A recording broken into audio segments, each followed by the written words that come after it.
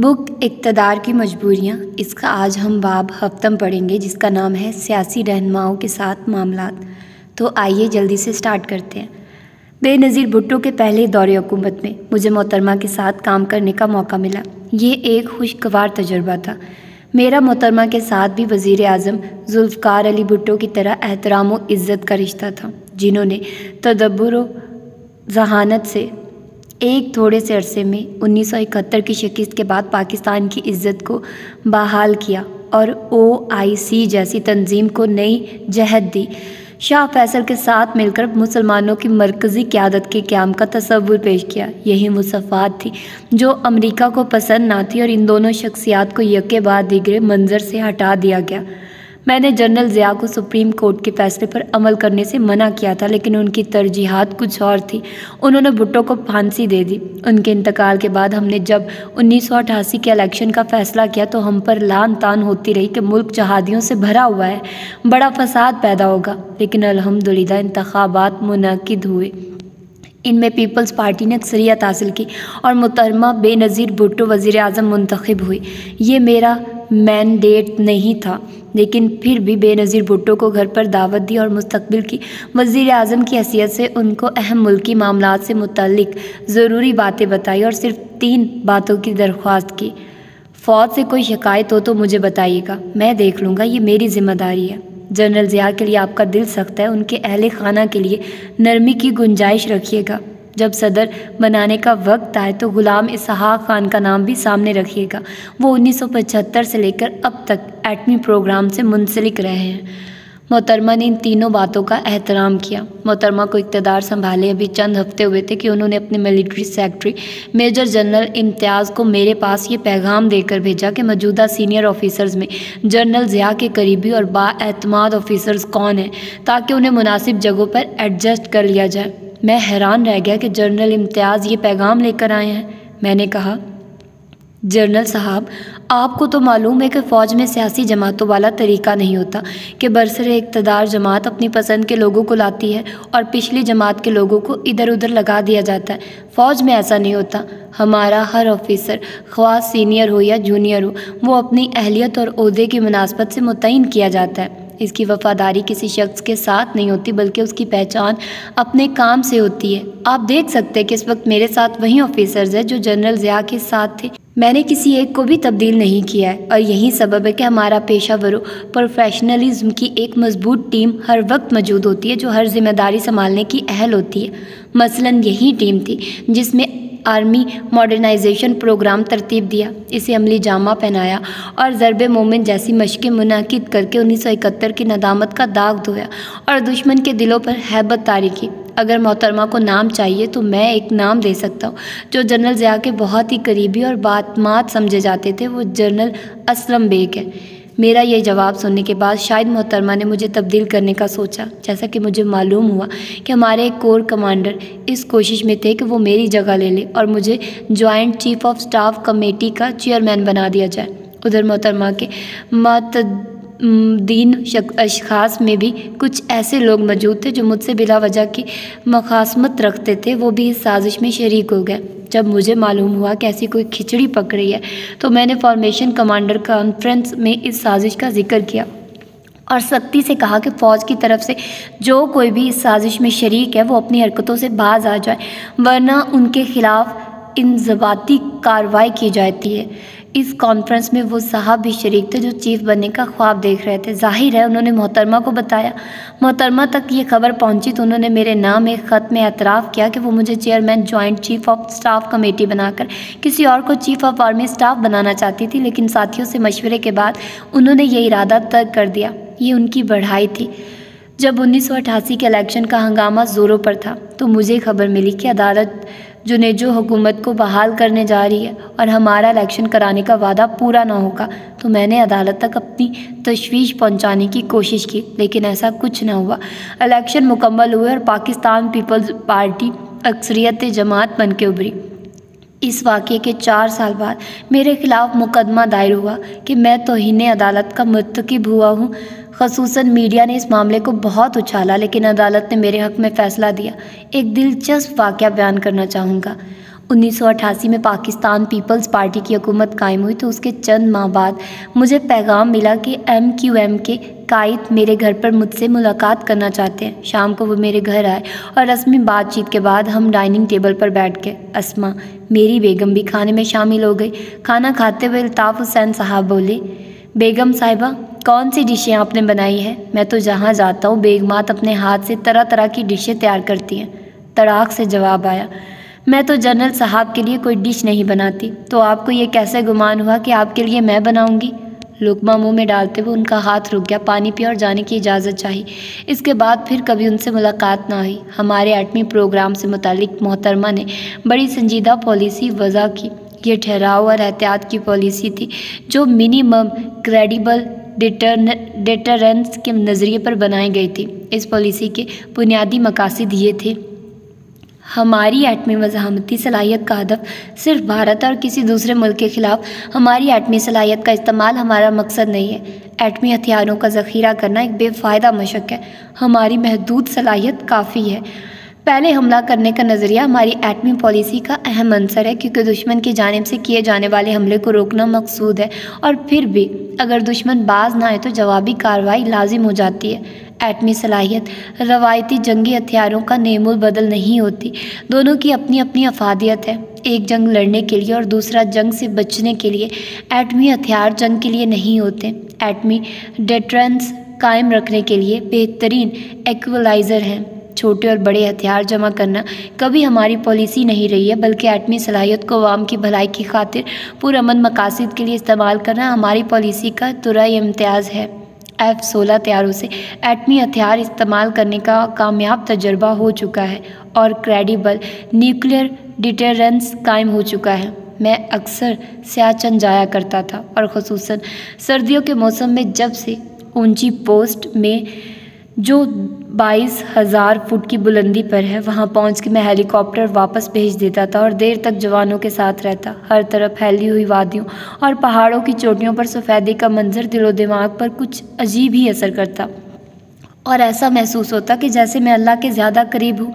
یہ کیفیت میں نے ایک دن محترمہ سے بیان کی تو انہوں نے بھی سیاچن جانے کی خواہش ظاہر کی، لیکن میں نے انہیں 22,000 فٹ بلند پوسٹ پر لے جانا مناسب نہ سمجھا اور اجازت لی کہ 17,000 فٹ بلند سیالہ پاس انہیں لے جاؤں گا۔ مقررہ دن ہم سکردو پہنچے۔ آفیسرز میس میں انہوں نے برفانی لباس پہنا جو ہم نے باہر کے ملک سے منگوا کے انہیں پیش کیا تھا۔ ڈریس اپ ہو کے جب وہ باہر نکلی تو بہت باوقار لگ رہی تھی۔ سکردو سے ہیلی کاپٹر سے سیالہ پاس کے لیے روانہ ہوئے۔ ایک آکسیجن کین ان کو بھی دیا کہ سانس لینے میں دقت ہو تو استعمال کریں۔ سیالہ پاس پہنچے جہاں 2-2 فٹ گہری برف پڑی تھی۔ گھنٹوں تک گھٹنوں تک پیر دھنس جاتے تھے۔ جوانوں نے استقبال کیا۔ ہم نے چاہا کہ محترمہ ایک برفانی خیمے کے اندر چلے تاکہ برفانی ہواؤں سے محفوظ رہ سکے، لیکن انہوں نے باہر اسٹول پر بیٹھنا پسند کیا تاکہ پورے منظر کا نظارہ کر سکے۔ جوانوں نے نان، چپس اور چنے کی دال پیش کی جو انہیں بہت پسند آئی۔ خصوصی تیار کردہ چائے کا اپنا ہی مزہ تھا۔ جوانوں سے بڑی بے تکلفی سے باتیں کرتی رہی۔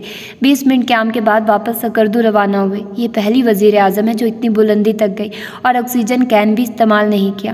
غالباً ابھی تک ہمارا کوئی بھی وزیر اعظم 14,000 فٹ بلندی پر گیاری بیس کیمپ سے آگے نہیں گیا۔ محترمہ اپنے والد کی طرح ذہین تھی، معاملات کو جلدی سمجھتی تھی اور فیصلہ کرنے میں دیر نہ کرتی، مضبوط اور دلیرانہ فیصلہ کرتی، اور اگر ان کی رائے سے کوئی اختلاف بھی کرتا اور دلیل وزنی ہوتی تو وہ مان جاتی۔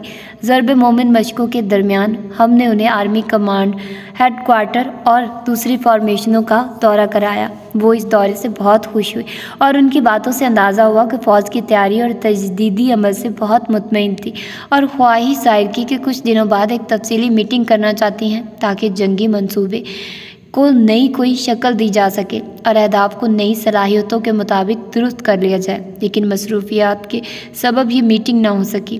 1990 کے آغاز ہی میں صدر غلام اسحاق خان اور محترمہ کے درمیان کچھ اختلافات سننے میں آئے، جس کا انکشاف اس نان پیپر سے ہوا جو صدر نے مجھے دیا، جس میں وزیر اعظم پر متعدد الزامات لگائے گئے تھے جن کا تعلق پالیسی معاملات سے تھا۔ میں نے اس معاملے کو کور کمانڈر کانفرنس میں رکھا اور متفقہ فیصلہ صدر تک پہنچا دیا۔ فیصلہ یہ تھا کہ صدر کو اس معاملے میں احتیاط کی ضرورت ہے، موقع دے کہ وزیر اعظم خود درستگی کر لے، جہاں ضرورت ہو انہیں مشورہ دے اور ان کے فرائض کی ادائیگی میں معاونت فرمائے۔ لیکن ان دونوں شخصیات کے درمیان مشاورت نہ ہوئی اور اختلافات بڑھتے رہے، اور صدر نے آئین کی شق 58(2)(b) کے تحت اپنے اختیارات استعمال کرتے ہوئے محترمہ کی حکومت کو فارغ کر دیا اور 90 دنوں میں نئے انتخابات کرانے کا اعلان کر دیا۔ 58(2)(b) کا استعمال جنرل ضیاء بھی کر چکے تھے، اور حسب معمول صدر غلام اسحاق خان نے بھی 1975 کے وزیر اعظم ذوالفقار علی بھٹو کے فیصلے کے تحت ISI کو الیکشن میں لاجسٹک سپورٹ مہیا کرنے کی ذمہ داریاں دیں۔ ایوان صدر اور ISI میں قائم الیکشن سیل فعال ہوئے اور صدارتی احکامات پر عمل درآمد شروع ہوا۔ انتخابات ہوئے، پاکستان مسلم لیگ نون نے اکثریت حاصل کی اور نواز شریف وزیر اعظم منتخب ہو گئے۔ صدر نے بے نظیر بھٹو حکومت کو ہٹایا تھا تو ان کی حکومت کو دوبارہ اقتدار میں کیوں آنے دیتے؟ یہ سیاسی سیسا کا کھیل ہے جو 58(2)(b) کے تحت 1975 کے نوٹیفکیشن کی مدد سے کھیلا جاتا رہا ہے۔ سوال: ایک جانب آپ بے نظیر کی تعریفیں کرتے ہیں جبکہ دوسری جانب آپ نے ان پر تنقید کیا کہ وہ آپ سے انتقام لینے پر اتر آئی تھی، کیوں؟ جواب: میں نے وزیر اعظم محترمہ بے نظیر بھٹو صاحبہ کے ساتھ 2 سال 7 ماہ آرمی چیف کی حیثیت سے اپنی ذمہ داریاں پوری کی۔ 11 سال کی امریت کے بعد جمہوری دور کا آغاز ہوا تھا۔ روسی افغانستان سے پسپا ہو چکے تھے، ایران عراق کے خلاف جنگ میں کامیابی حاصل کر چکا تھا، پاکستان پوری دنیا کے جہادیوں سے بھرا ہوا تھا۔ یہ ایک پرآشوب دور تھا جب محترمہ بے نظیر بھٹو نے اقتدار سنبھالا۔ ملک کی سیاسی فضا بڑی ناہموار تھی۔ حزب اختلاف جو 11 سال تک جنرل ضیاء کے ساتھ اقتدار میں شامل رہی تھی، اس کا رویہ جمہوری نہیں تھا۔ ایسے ماحول میں کم تجربہ رکھتے ہوئے بھی بے نظیر بھٹو صاحبہ نے مضبوط فیصلے کیے جس سے ان کی فراست، ہمت اور معاملہ فہمی ظاہر ہوتی ہے، جس کا اعتراف نہ کرنا کم ظرفی ہوگی۔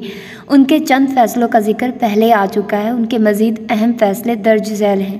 1999 میں نے انہیں مشورہ دیا تھا کہ ان کے والد محترم کے وقتوں سے ہمارے قبائلی اور عوامی نیشنل پارٹی کے لوگ افغانستان میں جلا وطنی کی زندگی گزار رہے ہیں، انہیں عام معافی دے دیں اور واپس بلا لیں۔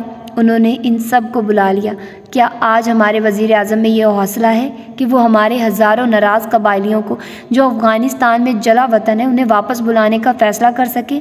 1990 کے اوائل میں امریکہ، بھارت اور اسرائیل نے ہماری ایٹمی تنصیبات کو تباہ کرنے کا منصوبہ بنایا۔ جب اس بات کا یقین ہو گیا کہ کسی بھی وقت یہ حملہ ہو سکتا ہے تو محترمہ نے بڑا دلیرانہ فیصلہ کیا۔ انہوں نے وزیر خارجہ صاحبزادہ یعقوب علی خان کو دہلی روانہ کیا اس پیغام کے ساتھ کہ باز آ جاؤ ورنہ تمہاری تنصیبات کو تباہ کر کے رکھ دیں گے۔ پاکستان کی بڑی فوج اور بحریہ کو ریڈ الرٹ کر دیا گیا۔ پاکستان ایئر فورس کو حکم دیا کہ اپنے جہازوں کو ایٹمی ہتھیاروں سے مسلح کر کے ماڑی پور پہنچا دو اور اگلے حکم کا انتظار کرو۔ جب امریکی سیٹلائٹ سے یہ نقل و حرکت نظر آئی تو ان کے ہوش اڑ گئے۔ فوراً امریکی سفارتکار رابرٹ گیٹس پاکستان پہنچے، صدر سے ملے، جنہوں نے بغیر کسی جھجک کے انہیں حکومت کے ارادے سے آگاہ کیا۔ طوفان تھم گیا اور سازش ناکام ہوئی۔ محترمہ نے ہمارے ایٹمی پروگرام سے متعلق ایک جامع اور مضبوط پالیسی وضع کی جسے نیوکلیئر ریسٹرینٹ پالیسی کہا جاتا ہے۔ اس کی تفصیل میں پہلے صفحات میں بیان کر چکا ہوں۔ بلا شبہ یہ انتہائی دانشمندانہ پالیسی تھی جس پر آج تک عمل ہو رہا ہے۔ 1990 میں بھارت کی طرف سے لائن آف کنٹرول کی خلاف ورزی بہت بڑھ گئی تھی، یہاں تک کہ بھاری ہتھیار استعمال کر کے ہمیں بہت نقصان پہنچا رہے تھے۔ میں نے وزیر اعظم صاحبہ سے سرجیکل اسٹرائیک کی اجازت مانگی جس کی تفصیل میں پہلے بیان کر چکا ہوں۔ انہوں نے اجازت دی اور ہمارے 12 ڈویژن کے general officer commanding major general Muhammad Safdar Sitara Jurat نے ایک دن میں دشمن کے فتنے کو ٹھکانے لگا دیا۔ جب بوسنیا میں خانہ جنگی ہو رہی تھی اور سرب مسلمانوں کا قتل عام کر رہے تھے، تو مسلمانوں کے رومنگ ایمبیسڈر اور میرے ہم نام مرزا اسلم بیگ مدد مانگنے پاکستان آئے۔ وزیر اعظم صاحبہ کی اجازت سے انہیں گرین ایرو نامی چند اینٹی ٹینک میزائل اور اس کے فائر کرنے کے لیے پورٹ دیے گئے۔ حسب معمول سربوں نے مسلمانوں کی ایک آبادی کا گھیراؤ کر کے 8 ٹینکوں سے فائر شروع کیا، لیکن 5 منٹ کے اندر ہی ان کے 6 ٹینک تباہ کر دیے گئے۔ وہ بھاگ گئے اور وہاں سے جنگ کا رخ بدل گیا۔ جنگ تھم گئی اور امریکہ اور یورپی اتحادیوں نے مسلمان آبادی پر مشتمل کوسووو کے نام سے الگ ملک بنانے کی اجازت دی۔ میرا خیال ہے بس اتنا ہی کافی ہے۔ اللہ تعالیٰ محترمہ کو اپنی رحمتوں کے سائے میں رکھے۔ محترمہ کی اپنی زبانی صحیح صورتحال یہ تھی: میں صرف لوگوں کے آئینی، جمہوری اور انسانی حقوق دیے جانے کے حق میں آواز بلند کر رہی ہوں۔ میرے خاندان اور میری پارٹی میں میرے کمسن بچوں نے، میری بیمار والدہ نے، میرے شوہر اور سسرال والوں نے تاریک سالوں، دنوں اور مہینوں میں جو مصائب برداشت کیے ہیں، وہ سب ایک ترقی یافتہ اور خوشحال پاکستان کے قیام کے لیے تھے۔ ایسا پاکستان جہاں سیاسی مقاصد کی خاطر انصاف کے تقاضوں کو پامال نہ کیا جائے، جہاں ایک ایسا کثیر الخیال معاشرہ وجود میں لایا جا سکے جو اخوت، ہم آہنگی، قوت برداشت اور ہمدردی کے اصولوں پر مبنی ہو۔ مجھ سے انہوں نے انتقام لیا اس لیے کہ انہوں نے مجھے اپنے والد کے قتل میں شریک کے جرم سمجھا تھا۔ انہیں نہیں معلوم تھا کہ میں واحد جنرل تھا جس نے بھٹو کی پھانسی کے فیصلے سے اختلاف کیا تھا، اور اس اختلاف کے سبب مجھے کمانڈ سے ہٹا دیا گیا تھا۔ وہ سمجھتی تھی کہ 1990 میں ان کی حکومت کو گرانے میں صدر غلام اسحاق خان پر میری طرف سے دباؤ تھا، جبکہ حقیقت وہی تھی جس کا میں نے پہلے ذکر کیا ہے۔ محترمہ کی ناراضگی کا ایک سبب اور بھی تھا کہ ملک کے اندر ایک ایسی لابی تھی جو میری شخصیت کو متنازع بنانا چاہتی تھی، اس لیے کہ بحیثیت آرمی چیف اس وقت کے چند اہم معاملات اور واقعات پر میرا موقف ان کے مفادات کی راہ میں رکاوٹ بن گیا تھا۔ اس کی پاداش میں مجھے ایسا الجھایا گیا کہ آج تک مجھے سکون نہیں مل سکا ہے۔ عورت کا انتقام ضرب المثل ہے۔ بے نظیر بھٹو نے اگر انتقام لیا تو وہ تقاضائے فطرت تھا۔ مجھے اس بات پر کوئی دکھ نہیں ہے۔ ہاں، اللہ تعالیٰ نے میرے ساتھ انصاف کیا ہے۔ پیپلز پارٹی کا بنایا ہوا سازشی مقدمہ جو 25 سالوں سے میرے خلاف چل رہا ہے، اس کے متعلق آج ہماری بڑی عدالت کو ہمارے ہی ادارے FIA نے بڑے واضح الفاظ میں یہ کہہ دیا ہے کہ اس مقدمے کو بند کر دیجیے۔ ہمیں ان کے خلاف کوئی شہادتیں نہیں ملی۔ حق غالب ہے، باطل شرمسار ہے۔ الحمدللہ حکومت کی طرف سے ہمیں افغان مجاہدین سے روابط اور نئی حکمت عملی مرتب کرنے کی ذمہ داری ملی۔ جب ہم ضرب مومن کی تیاریوں میں مصروف تھے تو وزیر اعظم بے نظیر بھٹو نے ہمیں ایک اہم ذمہ داری سونپی کہ ہم افغان مجاہدین سے تفصیلی مذاکرات کریں اور حکومت کو لائحہ عمل پیش کریں کہ افغانستان میں امن قائم کرنے کے لیے ہماری ترجیحات کیا ہونی چاہیے۔ اس ذمہ داری کو پورا کرنے کے لیے وزارت خارجہ کے افغان سیل، ISI اور متعلقہ محکموں کو خصوصی ہدایات جاری کی گئی کہ وہ ہمارے ساتھ پورا تعاون کریں۔ ہم نے لائحہ عمل تیار کیا، مجاہدین لیڈروں کو میٹنگ کے لیے دعوت دی۔ پروفیسر مجدی، پروفیسر ربانی، استاد سیاف، انجینئر گلبدین، حکمت یار، مولوی یونس خالص اور نبی محمدی سے تفصیلی بات چیت ہوئی۔ احمد شاہ مسعود کو دعوت دی اور وہ بھی تشریف لائے۔ 1.5 ماہ تک کہیں اجلاس ہوئے۔ یہ وہ وقت تھا کہ جب ہم ضرب مومن مشقوں میں مصروف تھے۔ متعدد بار مجھے فیلڈ سے راولپنڈی آ کر ان ملاقاتوں میں شریک ہونا پڑا۔ اللہ کا کرم کہ ہم 2 بڑی ذمہ داریاں ایک ساتھ نبھانے میں کامیاب ہوئے۔ جو ذمہ داری افغانستان کے حوالے سے وزیر اعظم نے دی تھی وہ ہم نے پوری کی اور تمام سفارشات مکمل کر کے انہیں پیش کر دی، اور یقیناً وہ ان پر عمل کرتی، لیکن حالات کے جبر نے انہیں موقع نہ دیا اور ان کی حکومت جاتی رہی۔ سوال: آپ نے نواز شریف کے دور حکومت میں بھی تقریباً 1 سال خدمات انجام دی، ان کے بارے میں بھی کچھ بتائیے۔ جواب: بدقسمتی سے یہ پہلی خلیج جنگ کا دور تھا کہ جس سے متعلق حکومت کی پالیسی سے میں نے اختلاف کیا۔ نواز شریف ناراض ہو گئے اور میری ریٹائرمنٹ تک ناراض رہے۔ اسی طرح امریکہ بھی ناراض ہوا اور سعودی عرب بھی۔ وزیر اعظم نواز شریف کے دور حکومت میں خلیج کی پہلی جنگ اور افغانستان کے بدلتے ہوئے حالات اہم معاملات تھے۔ ایران عراق جنگ میں ایران کو برتری حاصل رہی، لیکن حقیقت یہ ہے کہ امریکہ کی امیدوں کے برخلاف اس جنگ میں ایران اور عراق ایک دوسرے کو تباہ نہ کر سکے۔ جیسا کہ ہنری کسنجر نے جو خواب دیکھا تھا، امریکہ نے ایران کے خلاف ہر قسم کی پابندیاں لگا رکھی تھی، لیکن انقلابی قیادت نے بڑے حوصلے کے ساتھ ان مشکلات کا مقابلہ کیا تو فیصلہ ہوا کہ کسی طرح صدام کو ایک بے مقصد جنگ میں الجھا کے اس کی عسکری قوت کو تباہ کر دیا جائے۔ اس مقصد کے حصول کے لیے صدام کو سبق پڑھایا گیا کہ کویت عراقی سرزمین کا حصہ ہے، اسے فتح کر لینا مشکل نہیں ہوگا، امریکہ بھی مدد دے گا۔ سعودی عرب اس حکمت عملی کے خلاف تھا۔ اختلافات بڑھتے گئے تو امریکہ نے مداخلت کا فیصلہ کیا اور اپنی فوج سعودی عرب میں اتار دی تاکہ صدام سعودی عرب کو نقصان نہ پہنچا سکے، جبکہ اس فیصلے کے پیچھے مقاصد کچھ اور تھے۔ سعودی عرب پر عراق کے حملے کا ڈھونگ رچایا گیا اور پاکستان کو سعودی عرب کی حکومت کے تحفظ کے لیے سعودی عرب میں موجود تقریباً 15,000 پاکستانی فوج کو سعودی کمانڈ میں دینے کی تجویز دی اور اس کے عوض پاکستان کو بھاری مالی امداد کا وعدہ کیا۔ ہماری حکومت اس کے لیے تیار نظر آئی، جسے میں غلط اور ملکی مفاد کے خلاف سمجھتا تھا۔ میں نے وزیر اعظم کو اپنی تشویش سے آگاہ کیا، لیکن وہ مجھ سے متفق نہ ہوئے۔ میں نے فیصلہ کیا کہ میرا خاموش رہنا غلط ہوگا۔ میں نے اپنے خدشات میڈیا کو بتائے کہ ہماری فوج کرائے کی فوج نہیں ہے، خطرہ سعودی عرب کو نہیں بلکہ صدام کو ہے۔ کویت کو فتح کرنے کا جھانسا دے کر امریکہ صدام کی فوج کو کھلے میدانوں میں لا کر تباہ کرنا چاہتا ہے۔ اس بات پر نواز شریف مجھ سے ناراض ہو گئے۔ میں نے ان سے اجازت لی اور سعودی عرب اپنی فوج سے ملنے گیا۔ ریاض پہنچا تو اسی رات 7 میزائل فائر کر کے صدام نے مجھے سلامی دی۔ صرف 3 میزائل امریکی پیٹریوٹ روک سکے، جس سے سیکوئڈ جیسے ان گائیڈڈ میزائل کی افادیت میرے ذہن میں آئی، جو جذب اللہ اور حزب اللہ اور اسرائیل کی جنگ میں حزب اللہ کی کامیابی کا سبب بنی۔ اس کی تفصیل بعد میں بیان کروں گا۔ شاہی خاندان نے ہمیں بڑی عزت دی۔ وہاں سے میں تبوک گیا۔ اپنے افسروں اور جوانوں سے ملنے کے بعد میں ڈیزرٹ اسٹارم ہیڈ کوارٹر میں جنرل سوارکوف سے ملنے گیا، جو زیر زمین ایک وسیع کمپلیکس تھا جسے ہمارے انجینئرز نے بنایا تھا۔ ان سے بڑی مفید بات چیت ہوئی۔ انہوں نے کچھ افسردہ الفاظ میں کہا، مجھے لگتا ہے کہ پینٹاگون نے ہمارے اہداف کو بدل دیا ہے۔ Have shift the goal post? میں نے وضاحت چاہی تو انہوں نے جواب دیا، آپ جلد ہی دیکھ لیں گے۔ ان کا مطلب تھا صدام کی فوج کی تباہی ہوگی جب وہ کویت فتح کر کے واپس آ رہی ہوگی۔ یہ ایک ایسا فیصلہ تھا جس کی جنرل شوارکوف کو بھی آخری وقت تک خبر نہ تھی۔ وہاں سے ہم مدینہ منورہ گئے، زیارت کی، مکہ گئے، عمرہ ادا کیا اور واپس آ گئے۔ اس جنگ کے بعد وزیر اعظم مجھ سے ناراض ہی رہے۔ ان کے رفقا مجھ پر الزام لگاتے رہے کہ جو بھاری امداد ہمیں امریکہ سے مل سکتی تھی، میری وجہ سے وہ اس سے محروم ہو گئے، اور اس کے بعد سے امریکہ اور سعودی عرب دونوں نے مجھ سے قطع تعلق کر لیا ہے۔ نواز شریف کے وہی خواہوں نے یہ تاثر پیدا کر دیا تھا کہ میں کسی بھی وقت مارشل لا لگا سکتا ہوں۔ اس کی وجہ سے حکومت پر ہر وقت خوف طاری رہتا۔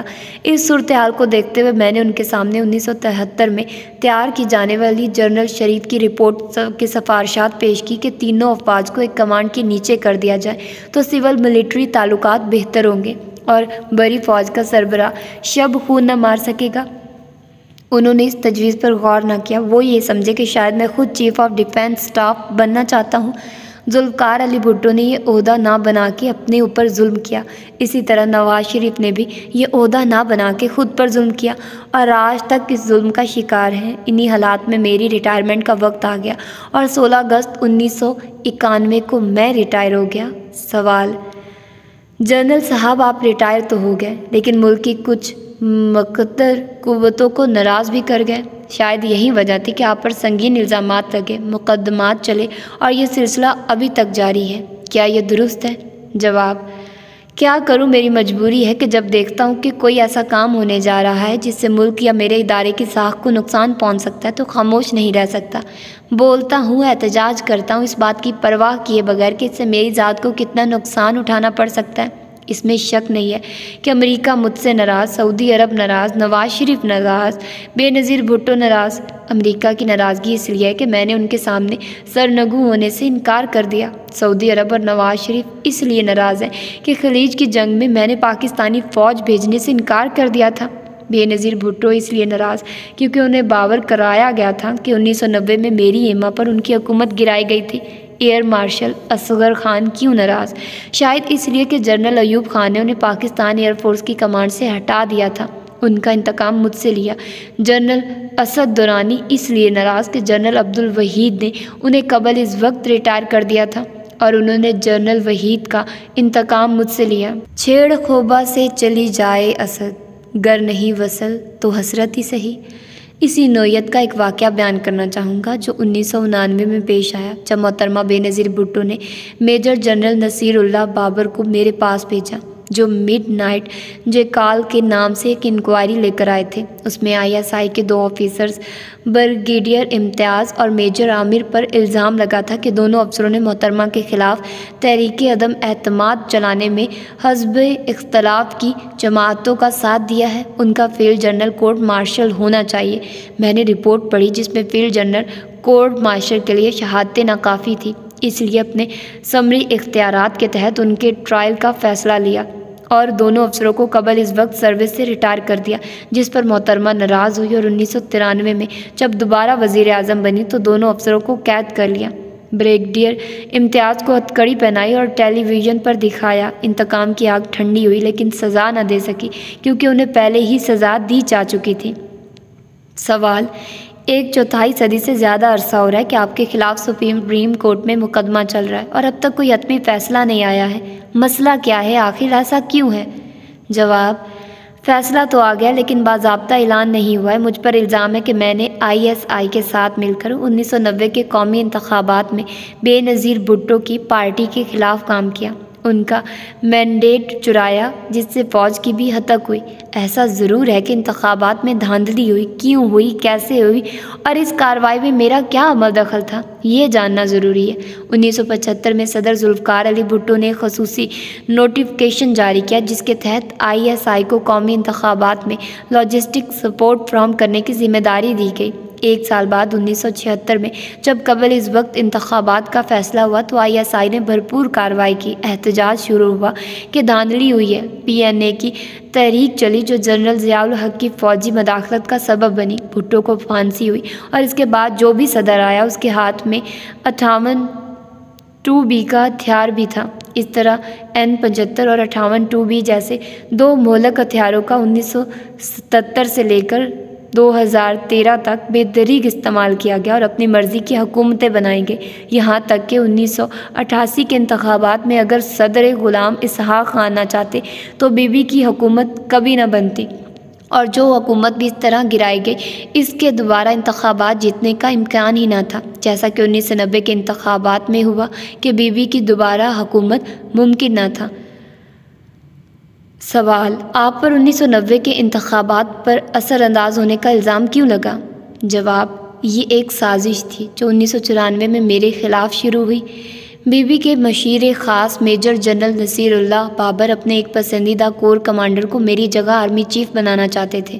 بی بی نے مجھے chairman joint chief of staff committee بنا کر میری جگہ اس کور کمانڈر کو لانے کا فیصلہ کر لیا تھا۔ مجھے علم ہوا تو میں نے فارمیشن کمانڈر کانفرنس میں بغیر نام لیے سازش کا تذکرہ کیا اور واضح الفاظ میں تاکید کی کہ کوئی سرخ لائن سے آگے جانے کی کوشش نہ کرے ورنہ وہ شرمسار ہوگا۔ یہ خبر جب بی بی کو پہنچی تو انہوں نے مجھے خط لکھا جو میرے پاس ہے۔ اس خط میں انہوں نے اعتراف کیا کہ کمانڈ میں ایسی کوئی تبدیلی نہیں ہوگی۔ یہ ان کا ظرف تھا کہ اس بات کو تسلیم کیا، لیکن یہ حقیقت ہے کہ ان کے کچھ وزیر بعد تدبیر ایسے بھی تھے جو میرے خلاف ان کے کان بھرتے رہتے تھے اور خصوصاً جب صدر غلام اسحاق خان نے 1990 میں ان کی حکومت گرائی تو ذمہ دار مجھے ٹھہرایا گیا، جبکہ حقیقت اس الزام کے برعکس تھی۔ واقعات کچھ اس طرح کے تھے کہ بی بی کی حکومت گرانے سے چند ہفتے پہلے صدر غلام اسحاق خان نے مجھے ایک نان پیپر دیا جس میں بی بی کے خلاف متعدد الزامات تھے۔ میں نے وہ الزامات فارمیشن کمانڈرز کے سامنے رکھے، تفصیلی بحث ہوئی اور صدر کو یہ پیغام پہنچانے کا فیصلہ ہوا: صدر محترم، آپ صبر سے کام لیں، سمجھائیے تاکہ معاملات درست ہو جائیں۔ وقت کے ساتھ ساتھ PM سیکھ جائیں گی۔ میری باتیں صدر نے سنی اور بولے: سمجھاؤں گا، پہلے بھی سمجھاتا رہا ہوں، دیکھتا ہوں۔ لیکن 1 ہفتہ بھی نہیں ہوا تھا کہ انہوں نے بی بی کی حکومت برخاست کر دی، جس پر مجھے حیرت ہوئی۔ سوچا کہ صدر کے فیصلے کو بدل دوں جس کے لیے اختیارات ہاتھ میں لینے پڑتے، لیکن یہ سوچ کر کہ جب ہمارے 17 اگست 1988 کے فیصلے کو کوئی اہمیت نہ دی گئی، جو ٹیک اوور کا فیصلہ کیسے قبول ہوگا، خاموش ہو رہا۔ میری خاموشی کو بی بی کی حکومت گرانے کی سازش سے تعبیر کیا گیا اور اس کے بعد میرے خلاف سازش کا آغاز ہوا۔ پاکستان پیپلز پارٹی مجھ سے ناراض تو تھی ہی کہ میں نے اپنے چند فیصلوں سے اداروں کو بھی ناراض کر لیا۔ مثلاً 1991 کی خلیج کی جنگ کے دوران میں نے 15,000 پاکستانی فوج کو جو سعودی عرب میں تھی اسے کرائے کی فوج نہ بننے دیا، جس کے سبب سعودی عرب، امریکہ اور نواز شریف سبھی مجھ سے ناراض ہو گئے۔ 1994 میں جب بی بی کی دوبارہ حکومت بنی تو اسی دوران میرے خلاف سازشی کارروائی شروع ہو گئی۔ رحمان ملک جو FIA کے ڈائریکٹر تھے ان کو ذمہ داری سونپی گئی۔ سب سے پہلے انہوں نے جنرل اسد درانی کا انتخاب کیا، جنہوں نے 1990 کے انتخابات میں صدر غلام اسحاق خان کے تحت N-75 کا استعمال کیا تھا۔ 1994 میں جنرل درانی فارغ تھے کیونکہ جنرل عبدالوحید نے انہیں پیپلز پارٹی کی سیاست میں ملوث ہونے پر DGISI کے عہدے سے ہٹا دیا تھا اور سروس سے بھی فارغ کر دیا تھا۔ پاکستان پیپلز پارٹی نے انہیں جرمنی میں سفیر بنا کر ان کی وفاداری خریدی۔ اس کے بعد رحمان ملک 6 جون 1994 کو جرمنی گئے اور اپنا مقصد بیان کیا۔ مقصد تھا میرے خلاف مقدمہ بنانا۔ جنرل درانی کو رحمان ملک کی باتوں پر یقین نہیں آیا، اس لیے انہوں نے بی بی سے گیم پلان کی وضاحت مانگی اور اپنے ہاتھ سے بی بی کے نام یہ خط لکھا۔ پاکستانی سفیر کا خط بنام وزیر اعظم پاکستان، فرائض اونلی، 7 جون 1994۔ محترمہ وزیر اعظم صاحبہ، چند نکات جو میں نے ڈائریکٹر FIA کے حوالے کیے جانے والے اپنے اعترافی بیان میں شامل نہ کر سکا، یہ حساس اور پریشان کن نوعیت کے ہیں۔ رقم وصول کرنے والے میں گھر 2 ملین، حفیظ پیرزادہ 3 ملین، سرور چیمہ 0.5 ملین اور معراج خالد 2.3 ملین۔ آخری 2 حضرات مخالف سمت میں نہیں تھے۔ یہ کسی مہربان کی نظر کرم تھی کہ انہیں بھی بہرہ مند کیا جائے۔ باقی 80 ملین ISI کے فنڈ میں جمع کرائے گئے۔ 60 ملین ڈائریکٹر بیرونی انٹیلیجنس کو خصوصی آپریشن کے لیے دیے گئے۔ شاید اس رسواکن مشق کا مقصد منہ چھپانا ہو، لیکن درست اور احساس نوعیت کی ہے۔ اس آپریشن کو نہ صرف صدر کی سرپرستی حاصل تھی بلکہ نگران وزیر اعظم بھی دل و جان سے اس میں شامل تھے، بلکہ فوج کی دہائی کمان کے بھی علم میں تھا۔ آخر الذکر جنرل بیگ ہم سب کا دفاع کرے گا، جنہوں نے اپنے ساتھیوں کو اعتماد میں لیا تھا، لیکن یہ وہ نام ہے جس کو تحفظ فراہم کرنا ہے۔ ایک نکتہ جس نے میرے ذہن میں ہلچل مچا رکھی ہے یہ ہے کہ آخر اس مشق کا ہدف کیا ہے۔ اگر اس کا مقصد حزب اختلاف کو ہدف بنانا ہے تو عطیات وصول کرنا ان کا جائز حق بھی ہو سکتا ہے، بالخصوص جب یہ عطیات مقدس ذرائع سے آ رہے ہوں۔ اگر اس طرح جنرل بیگ کے خلاف گھیرا تنگ کرنا مقصود ہے تو وہ ایک گروہ کی جانب سے مہیا کی جانے والی عطیات کی رقم کو حکومت کی ہدایات اور رضامندی کے مطابق لاجسٹک سپورٹ مہیا کر رہے تھے۔ میرے خیال میں وہ اس سلسلے میں اور بہت سے معاملات میں بھی ملوث ہیں۔ غلام اسحاق خان اس سلسلے میں اپنی لا علمی کا اظہار کریں گے کیونکہ وہ براہ راست اس میں ملوث نہیں تھے۔ یقیناً قانون کے تقاضے پورے کرنے ہوں گے۔ اس صورت میں ہمیں احساس نوعیت کے معاملات کا خیال رکھنا چاہیے، مثلاً خصوصی آپریشنز اور فوج کی طرف سے۔ انہی وجوہات کی بنا پر میں رخصت ہونے سے قبل آپ سے ملنے کا شدت سے خواہش مند تھا۔ میں آپ سے chief of army staff general Abdul Waheed کے ساتھ ہونے والی الوداعی ملاقات کے بارے میں بھی بات کرنا چاہتا تھا۔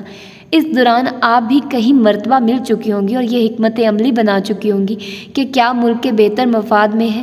میں دعا گو ہوں کہ یہ تمام معاملات اور ہمارے اپنے ہاتھوں سے آنے والے مصائب ہمارے قومی عزائم کو تقویت دینے کا باعث بنیں گے اور کسی طور بھی ہمارے اجتماعی گناہوں کے آئینہ دار نہیں ہوں گے۔ بصد احترام، آپ کا مخلص اسد۔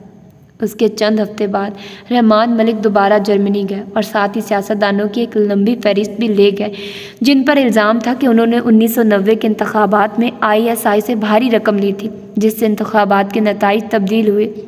جنرل درانی اس فہرست کو ماننے پر تیار نہ تھے، اس لیے کہ اپنے خط میں انہوں نے تو چند نام لکھے تھے، لیکن رحمان ملک نے ان سے ایک لمبی فہرست پر دستخط کرنے پر اصرار کیا، دباؤ ڈالا اور وعدہ کیا کہ it had the approval of the chief executive and that the matter would be handled confidentially. I signed the prepared statement which was given to me by Mr. Rahman Malik. Rehman Malik واپس آئے، فہرست محترمہ کو دکھائی اور ان کی اجازت سے جنرل نصیر اللہ بابر نے 11 جون 1996 کو قومی اسمبلی میں اس فہرست کا اعلان کر دیا۔ اس وعدہ خلافی پر جنرل درانی سخت مایوس ہوئے، جس کا اظہار انہوں نے سپریم کورٹ میں جمع کرائے جانے والے 31 جولائی 1997 کے بیان الفی میں ان الفاظ میں کیا ہے: The statement was got signed by me, by Mr. Rahman Malik, under special circumstances, and I was given the assurance that the matter would be dealt with confidentially. I do not know under what circumstances the then Interior Minister made the statement in the National Assembly.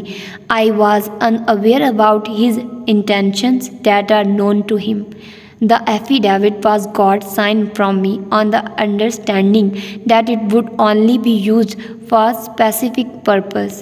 اس طرح general Durrani بھی دھوکہ کھا گئے، لیکن اس عمل کے بعد تقریباً 2 سال تک خاموشی رہی، اس لیے کہ پاکستان پیپلز پارٹی کے اپنے بنائے ہوئے صدر فاروق احمد خان لغاری نے 1996 میں 58(2)B کے تحت بی بی کی حکومت کو فارغ کر دیا اور اسی جادوئی چھڑی یعنی N75 کو استعمال کر کے نواز شریف کو کامیابی کا موقع دیا۔ اس کے بعد بی بی اور ان کے تمام مشیران باتدبیر فارغ تھے اور میرے خلاف سازش میں لگ گئے۔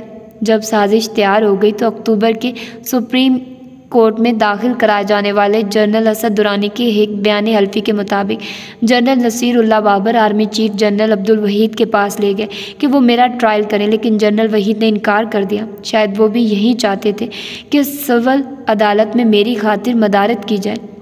اس کامیابی کے بعد انہوں نے ایک سخت دل اور وفادار بندے کی تلاش شروع کی تو انہیں ایئر مارشل اصغر خان مل گئے، جنہوں نے 1977 میں مارشل لا لگانے اور بھٹو کو پھانسی دلانے میں کلیدی کردار ادا کیا تھا، اور 16 جون 1996 کو اصغر خان کی مدد میں میرے خلاف مقدمہ چیف جسٹس سجاد علی شاہ کی عدالت میں دائر کر دیا گیا۔ یہ وہی اصغر خان ہے جنہیں 1965 کی جنگ سے پہلے پاکستان ایئر فورس کی کمان سے ہٹا دیا گیا تھا۔ میں نے اس بارے میں صدر ایوب خان کے صاحبزادے جناب گوہر ایوب سے پوچھا تو انہوں نے اس بات کی تصدیق کی اور یہ بھی کہا کہ صرف کمان سے ہٹایا، کوئی سزا نہ دی، کیونکہ میری والد نے کہا کہ جنگ ہونے والی تھی اور ہماری نئی ایئر فورس کو ایک بڑے دشمن کا سامنا تھا۔ ان حالات میں اگر میں ان کے چیف پر مقدمہ کر کے غداری کا داغ ان کے چہروں پر مل دیتا تو دشمن کے ساتھ جنگ میں ان سے کیا توقع رکھ سکتا تھا؟ جنرل ایوب خان کی یہ سوچ کسی مدبر سے کم نہ تھی۔ جناب کوثر نیازی کی کتاب اور لائن کٹ گئی میں ان کے کردار کا تفصیلی بیان پڑھ لیجئے، اور ان کا وہ خط بھی میں آپ کو دکھاؤں گا جس میں انہوں نے جنرل ضیاء الحق کو اقتدار اپنے ہاتھ میں لے لینے کی ترغیب دلائی تھی اور کامیاب ہوئے تھے، لیکن آج کل کے دستور کے مطابق کسی نے بھی انہیں غدار یا مودی کا یار نہیں کہا، اور وہ اب بھی ہمارے لیے محترم ہے۔ چلیے چھوڑیے ان باتوں کو، اس مقدمے کی طرف آئیے۔ چیف جسٹس سجاد علی شاہ نے ایک ہی سماعت کی تھی کہ ان کے خلاف سازش شروع ہو گئی اور ان کی جگہ جناب جسٹس سعید الزمان صدیقی چیف جسٹس بنے۔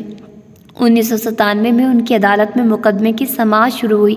ریکارڈ کو درست کرنے کے لیے میں نے N75 عدالت میں پیش کرنے کی درخواست دی۔ اٹارنی جنرل نے N75 عدالت کے سامنے پیش کیا، جو عدالتی ریکارڈ کا حصہ بنایا گیا۔ اس کے بعد ایک عرصہ تک خاموشی رہی۔ ہمارے قابل احترام وکیل صفائی اکرم شیخ نے متعدد بار کوشش بھی کی کہ سماعت شروع ہو اور فیصلہ ہو جائے، لیکن طویل عرصے کے بعد 2012 میں چیف جسٹس افتخار محمد چودھری کی عدالت میں سماعت کا آغاز ہوا، جو کئی ماہ تک جاری رہا۔ 6 ماہ کے عرصے میں جسٹس افتخار محمد چودھری نے بے شمار گواہوں کی شہادتیں اکٹھی کر لی۔ جنرل درانی جو سرکاری گواہ بن گئے تھے، ان کے بیانات، ISI کے افسران جو اس کام میں ملوث رہے تھے ان کے بیانات، اور دوسرے غیر متعلقہ افراد کے بیانات قلم بند ہوئے، جو بے شمار صفحات پر مشتمل ہے۔ مجھے اجازت نہ تھی کہ ان گواہوں سے ایک سوال بھی پوچھ سکتا، لیکن میرے لیے آسانی یہ ہوئی کہ انہی شہادتوں سے مجھے اندرونی کہانی کا علم ہوا جو میں نے اوپر بیان کی ہے۔ ان شہادتوں میں اور بھی بہت سے جھوٹ اور بے بنیاد الزامات شامل ہیں، جن سے سازشوں کی کم ظرفی عیاں ہوتی ہے۔ میرے 2 حلفیہ بیانوں کے علاوہ نہ کوئی میرا گواہ پیش ہوا، نہ استغاثہ کے کسی گواہ سے جرح کرنے کی اجازت ملی۔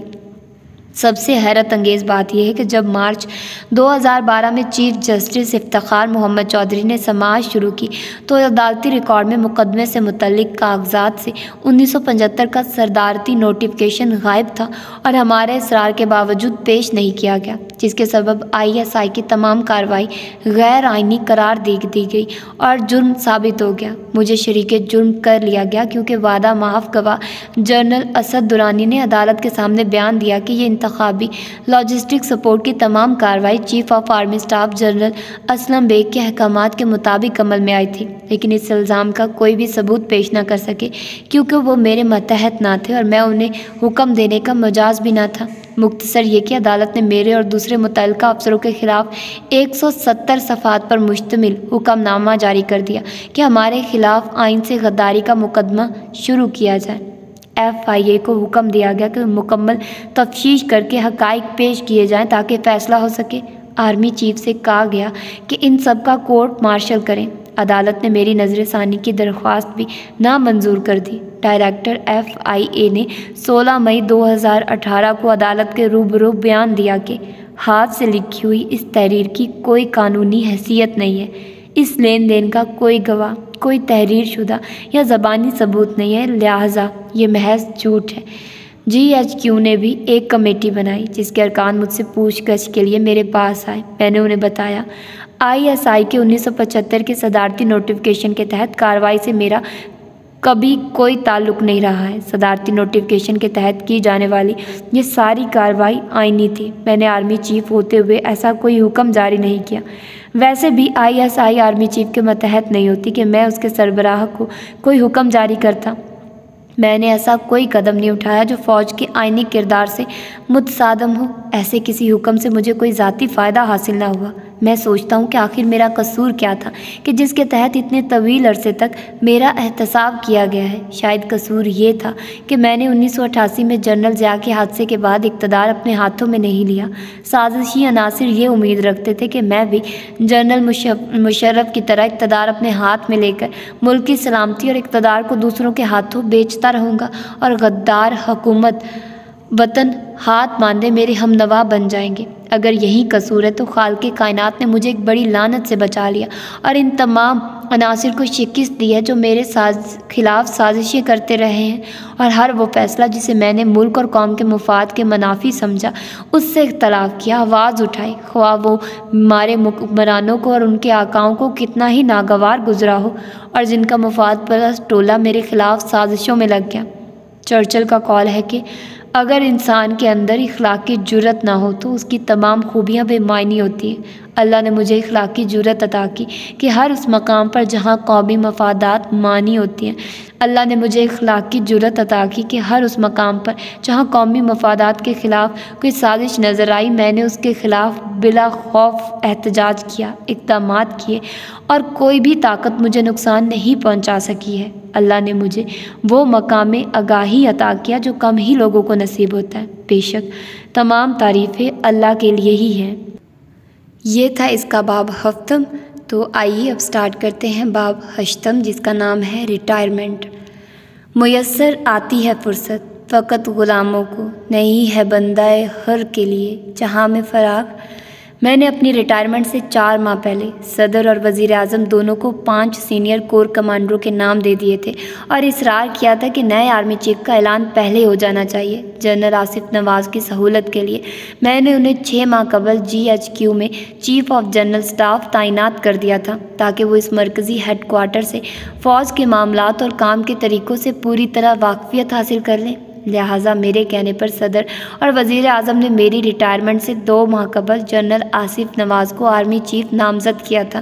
یہ ایک اچھا فیصلہ تھا، لیکن سازشوں کو موقع مل گیا کہ وہ طرح طرح کی باتیں کرنے کے لگے، اور خصوصاً یہ کہ جنرل اسلم بیگ کے ارادے درست نہیں ہیں اور وہ کسی وقت بھی ملک کا اقتدار ہاتھ میں لے سکتے ہیں۔ جنرل آصف نواز بھی ایسی باتوں سے متاثر ہوئے۔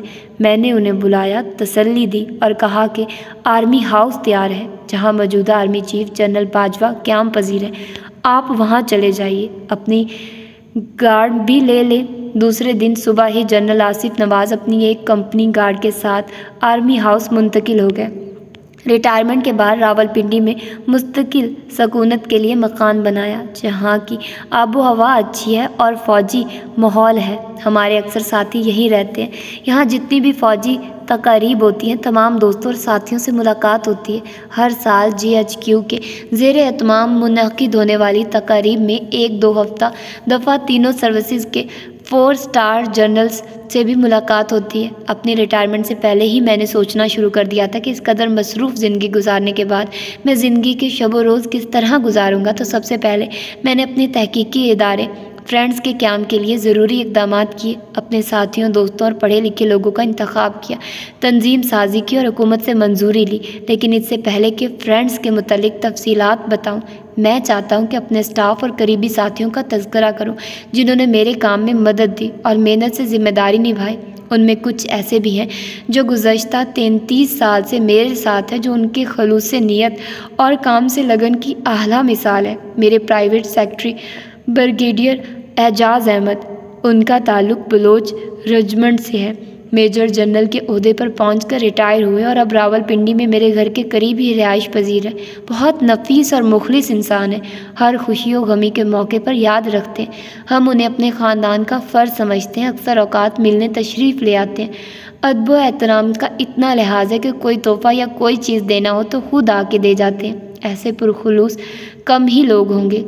ADC کیپٹن عمر فاروق درانی کا تعلق آرمرڈ رجمنٹ سے ہے، لیفٹیننٹ جنرل کے عہدے تک پہنچے اور پاکستان آرڈیننس فیکٹری کے چیئرمین بھی رہے۔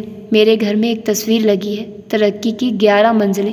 یہ تصویریں کیپٹن عمر فاروق درانی نے مجھے پیش کی، نہ جانے کہاں کہاں سے ڈھونڈ کے 1950 کی پہلی وردی کی تصویر سے شروع کے آرمی چیف کی وردی تک کی 11 تصویریں لگائی ہیں، ان منزلوں کی نشاندہی کی جن سے میں گزرا ہوں۔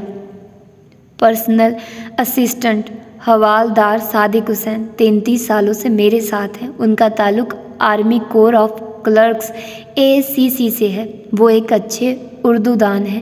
1999 کی بات ہے کہ صدر غلام اسحاق خان صاحب کو پاکستان ملٹری اکیڈمی کی پاسنگ آؤٹ پریڈ کا معائنہ اور خطاب کرنے جانا تھا۔ صبح تقریب تھی اور رات کے پچھلے پہر انہوں نے فون کیا کہ ان کی طبیعت خراب ہے، لہٰذا میں ان کی جگہ PMA کی پاسنگ آؤٹ پریڈ کا معائنہ کرنے چلا جاؤں۔ میں نے بریگیڈیئر اعجاز امجد کو کہا کہ میری تقریر تیار کریں۔ انہوں نے حوالدار صادق کو بلا لیا اور ایک عمدہ تقریر تیار کر لی۔ صادق حسین کی صلاحیت سے میں متاثر ہوا اور فوج سے ریٹائرمنٹ کے بعد میں انہیں اپنے ساتھ لے آیا اور اپنے تحقیقی ادارہ فرینڈز میں ان کو ذمہ داری دی۔ آفس سیکرٹری کے علاوہ وہ میرے انگریزی مضامین کی ایسی عمدہ ترجمانی کرتے ہیں کہ اردو کا مضمون اصل معلوم ہوتا ہے۔ کرنل اشفاق نے میرا انٹرویو لینا شروع کیا، جو پہلے تو آسان لگا، لیکن مسودہ تیار کر کے درست شکل میں لانا مشکل کام تھا، جو صادق حسین نے انجام دیا۔ اس کے بعد ایک ڈرافٹ، پھر دوسرا ڈرافٹ اور تیسرا ڈرافٹ انہوں نے جس خوش اسلوبی سے تیار کیا، اس میں زبان کی شائستگی اور نفاست نمایاں رہی ہے۔ میرا کام انہوں نے آسان کر دیا، جو پرخلوص خدمت کی اعلیٰ مثال ہے، بڑے مخلص اور وفادار انسان ہیں۔ 1987 سے 1991 تک chief of army staff secretariat میں میرے ساتھ رہے اور 1992 سے لے کر اب تک وہ میرے ساتھ بحیثیت آفس سیکریٹری کام کر رہے ہیں۔ 2020 میں ہماری رفاقت کو 33 سال ہو گئے ہیں۔ بڑی عمر کے باوجود ان کی کارکردگی میں کوئی کمی نہیں آئی ہے، میں ان کا مشکور ہوں۔ نائب صوبیدار محمد صفدر کا تعلق SSG سے ہے۔ 1988 میں میرے ساتھ ذاتی سیکیورٹی گارڈ کی حیثیت سے تعینات ہوئے۔ 1992 میں فوج سے ریٹائر ہوئے اور اس وقت سے میرے ساتھ ہیں۔ ان کے ساتھ رفاقت کے 31 سال ہو چکے ہیں۔ 3 سال پہلے ان پر فالج کا حملہ ہوا، لیکن میرا ساتھ نہیں چھوڑا اور نہ ہی کسی کام میں کمی آئی ہے۔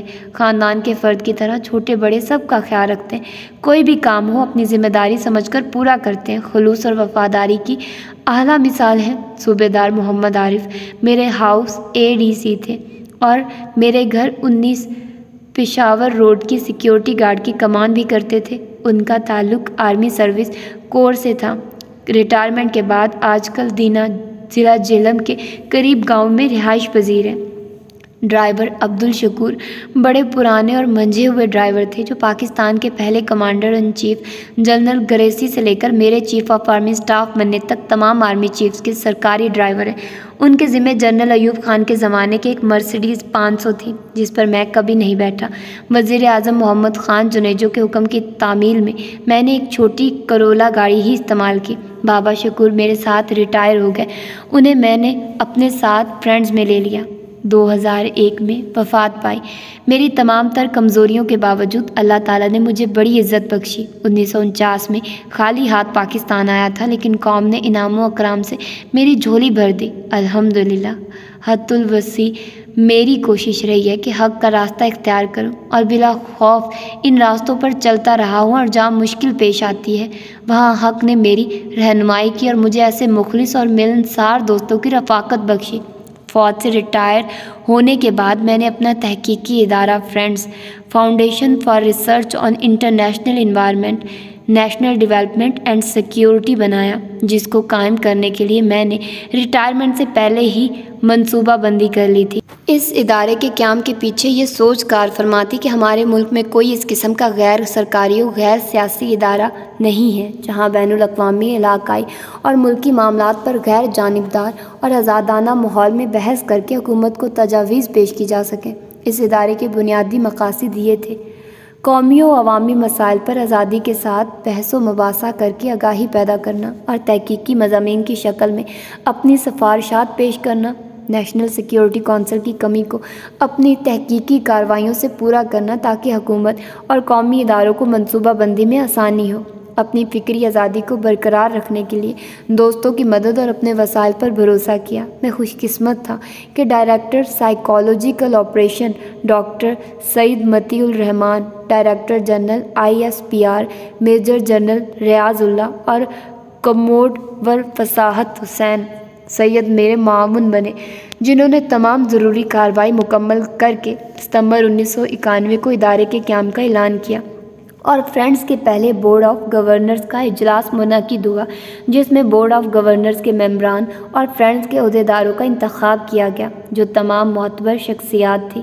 Lieutenant general retired Kamal Mateenuddin senior vice president, commodore retired Fasahat Hussain Syed ایگزی کمیونو vice chairman, doctor Syed Matiur Rahman secretary general, colonel retired Ghulam Sarwar senior research fellow, air marshal retired Ayaz Ahmed Khan member board of governor, doctor SM Qureshi اعزا، جناب مشاہد حسین سید اعزا، ڈاکٹر مقبول احمد بھٹی اعزا، ڈاکٹر MR خان اعزا، doctor Pervez Iqbal Cheema اعزا، brigadier retired Abdul Rahman Siddiqui اعزا۔ چند ہفتوں میں چاروں صوبوں میں فرینڈز کے صوبائی دفاتر قائم ہو گئے اور ان کے سربراہ مقرر ہوئے۔ ڈاکٹر MR خان صدر کراچی آفس، کرنل اکرام اللہ صدر لاہور آفس، پروفیسر ذہین احمد صدر پشاور آفس، محمد احمد گوندل صدر کوئٹہ آفس۔ اس ادارے کے قیام کے ساتھ ہی ملک میں سیمیناروں اور کانفرنسوں کا سلسلہ شروع کیا۔ ہمیں بڑی کامیابی حاصل ہوئی اور ملک میں اہم قومی موضوعات پر اتفاق رائے کے لیے بحث و مباحثے کا سازگار ماحول بننا شروع ہوا۔ ہم نے ہر سال ایک بین الاقوامی سیمینار، 3 علاقائی سیمینار اور 10-12 قومی سطح کے سیمینار منعقد کرنے شروع کیے۔ اس کے علاوہ ہم نے بیرون ملک مثلاً چین اور ترکمانستان میں بھی بین الاقوامی سطح کے سیمینار کامیابی سے منعقد کرائے۔ چین کے دورے، صحابہ کرام کے مزارات پر حاضری۔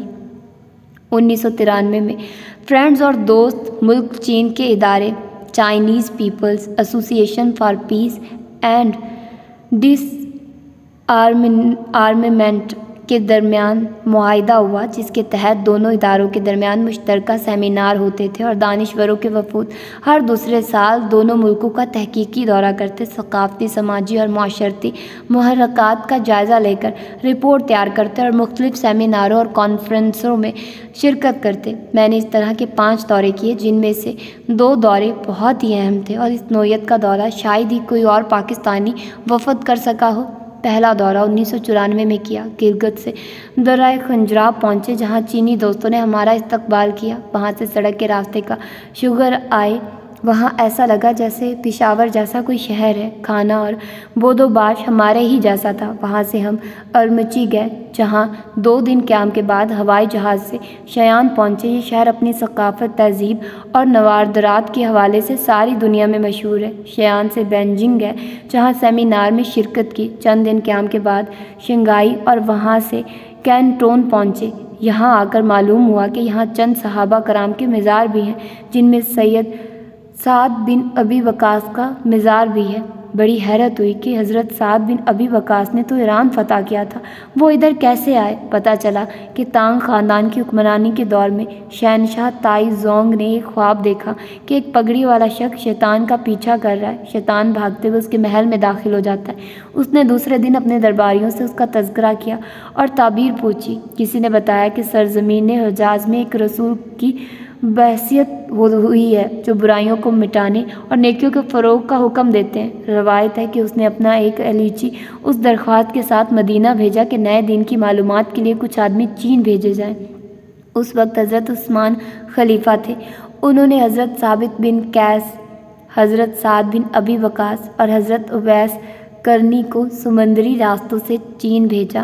حضرت اویس کرنی کا تو سفر کے دوران ہی یونان اور گالنسو کی سرحد پر انتقال ہو گیا۔ ثابت بن قیس شین زیانگ کی وادی میں اللہ کو پیارے ہو گئے، جبکہ سعد بن ابی وقاص کینٹون پہنچنے میں کامیاب ہوئے۔ شہنشاہ سے ملاقات ہوئی، ان سے بہت سے سوالات کیے، جن میں ایک یہ بھی تھا کہ تمہارا نیا دین ہمارے کنفیوشزم اور بدھ مت سے کیوں کر بہتر ہے؟ حضرت سعد بن ابی وقاص کا جواب سن کر وہ خوش ہوا اور انہیں ایک مسجد تعمیر کر کے دی اور اس کے ارد گرد چند رہائشی کمرے بھی بنوا دیے اور انہیں اپنے دین کی باتیں لوگوں کو سکھانے کی اجازت دی۔ ان کے انتقال پر انہیں وہیں دفن کیا گیا۔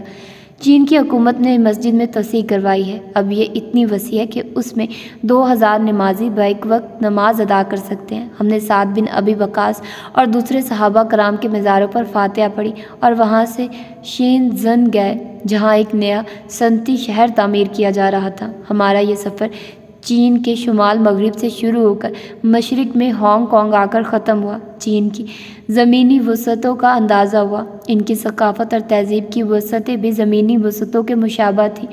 دوسرا دورہ 2006 میں کیا جو تبت کے شہر لہاسا سے شروع ہوا۔ یہ شہر سطح سمندر سے 12,000 فٹ کی بلندی پر واقع ہے، جسے بدھ مت کے حوالے سے مرکزی حیثیت حاصل ہے۔ وہاں کی ثقافت، پرانی عمارتیں، محلات اور فضا بڑی سحر انگیز ہے۔ پہاڑوں کی پگھلتی ہوئی برف، کہیں کہیں دریاؤں کا پانی یہاں آ کے ملتا ہے اور یہ وہ سنگم ہے جہاں سے دریائے برہم پترا نکلتا ہے۔ 12,000 فٹ بلندی کے سبب یہاں کے ہوٹلوں میں آکسیجن سے بھرے ہوئے تکیے ملتے ہیں کہ جسے ضرورت پڑے وہ اسے منہ سے لگا لے۔ لہاسا جانے کا سب سے بڑا شوق اس ٹرین پر سفر کرنا تھا جو چینیوں نے لہاسا سے زیرنگ تک تعمیر کی ہے، جس کا سفر لہاسا کی 12,000 فٹ سے شروع ہو کر 16,300 فٹ کی بلندی تک جاتا ہے اور تقریباً 14 گھنٹوں کے سفر کے بعد زیرنگ شہر پہنچتا ہے جس کی بلندی 7,000 فٹ ہے۔ ٹرین کی ہر سیٹ کے ساتھ آکسیجن کی لائن ہوتی ہے جسے ضرورت پڑنے پر استعمال کیا جاتا ہے۔ یہ ریلوے لائن دنیا کا 8واں عجوبہ ہے جسے ہمارے چینی دوست ہی تعمیر کرنے کا حوصلہ رکھتے ہیں۔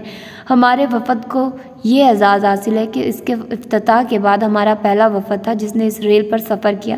جب ہم زیرنگ پہنچے تو صبح ہو چکی تھی۔ وہاں اس بلندی پر ایک وسیع تازہ پانی کی جھیل ہے جہاں طلوع ہوتے سورج کا منظر دیکھنے کے لیے ہم ریلوے اسٹیشن سے سیدھے جھیل کے کنارے پہنچے جہاں ہوٹل والوں نے السلام علیکم سے ہمارا استقبال کیا۔ اس جھیل کی مچھلی ہماری ٹراؤٹ مچھلی جیسی مزیدار ہے، بڑی سحر انگیز جگہ ہے۔ مزید تفصیلات آگے بیان کی گئی ہیں۔ لہاسا تبت کا دارالحکومت ہے جہاں ہم نے 3 دن قیام کیا اور متعدد مقامات کی سیر کی جن میں قدیم جوخانگ ٹیمپل، پوٹالا پیلس اور ٹور بلنکا قابل ذکر ہیں۔ جو خانگ ٹیمپل کو بدھ کے روحانی مرکز کی حیثیت حاصل ہے جسے 647 عیسوی میں ہان، تبنتی اور نیپالی ماہرین تعمیرات نے تعمیر کیا۔ پورٹا لا پیلس لہٰذا شہر کے قلب میں واقع ہے، جو 1959 تک 14ویں دلائی لاما کی بھارت منتقلی تک ان کی رہائش گاہ تھی۔ آج کل یہ پیلس ملکی میوزیم میں بدل چکا ہے، جو معروف سیاحتی مقام ہے اور یونیسکو نے اسے عالمی ورثے کی حیثیت دی ہے۔ نوربلنکا ایک دلنشیں کمپلیکس ہے جو چاروں طرف سے پارکوں میں گھرے ایک پیلس پر مشتمل ہے اور 1780 سے 1959 تک آنے والے دلائی لاموں کی رہائش گاہ رہا ہے۔ چوتھے دن ہمارا ریل گاڑی کا یادگار سفر شروع ہوا۔ ہم صبح تقریباً 9 بجے روانہ ہوئے۔ ریل گاڑی مکمل طور پر ایئر کنڈیشنڈ اور ٹیلی ویژن، آکسیجن کٹ اور ڈائننگ کار کی سہولتوں سے آراستہ تھی، جیسی 1950 کی دہائی میں راولپنڈی سے کراچی جانے والی ہماری تیز گام ایکسپریس ہوا کرتی تھی۔ ریلوے لائن تعمیرات کی دنیا کا ایک معجزہ ہے جو بلند و بالا پہاڑوں پر زگ زیگ کی شکل اور خطرناک موڑوں پر مشتمل ہے۔ کبھی کبھی یہ ریلوے لائن وادی میں سے گزرتی ہے، جہاں اس کے ساتھ ساتھ سڑک اور چمکتے ہوئے پانی کا دریا خوبصورت منظر پیش کرتے ہیں۔ بعض مقامات پر یہ وادی تنگ ہو جاتی ہے، لیکن عمومی طور پر کشادہ اور وسیع ہے، جسے بلند پہاڑوں نے گھیر رکھا ہے۔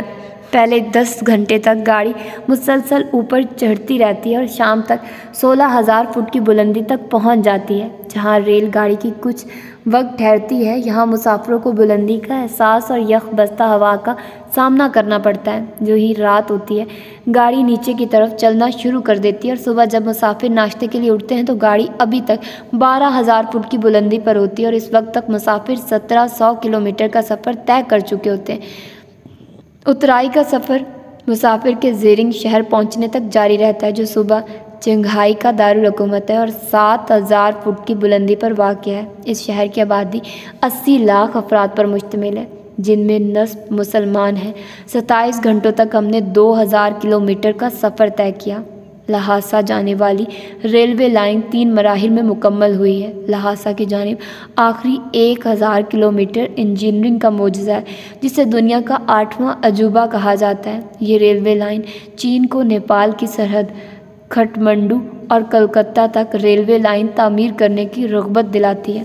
میں نے اپنے اسکول کے دنوں میں تبت کی سطح مرتفع کے بارے میں پڑھا تھا، جسے دنیا کی چھت روف آف دا ورلڈ سے تشبیہ دی گئی تھی، اور آج میں 27 گھنٹوں سے ایک پرآسائش ریل گاڑی میں اس پر سفر کرنے کا لطف اٹھا رہا تھا۔ جب ریل گاڑی سرنگوں سے گزرتی ہے تو وادیاں تنگ ہو جاتی ہیں، اور جب سرنگوں سے باہر نکلتی ہے تو ایک نئی دنیا ہماری منتظر ہوتی ہے۔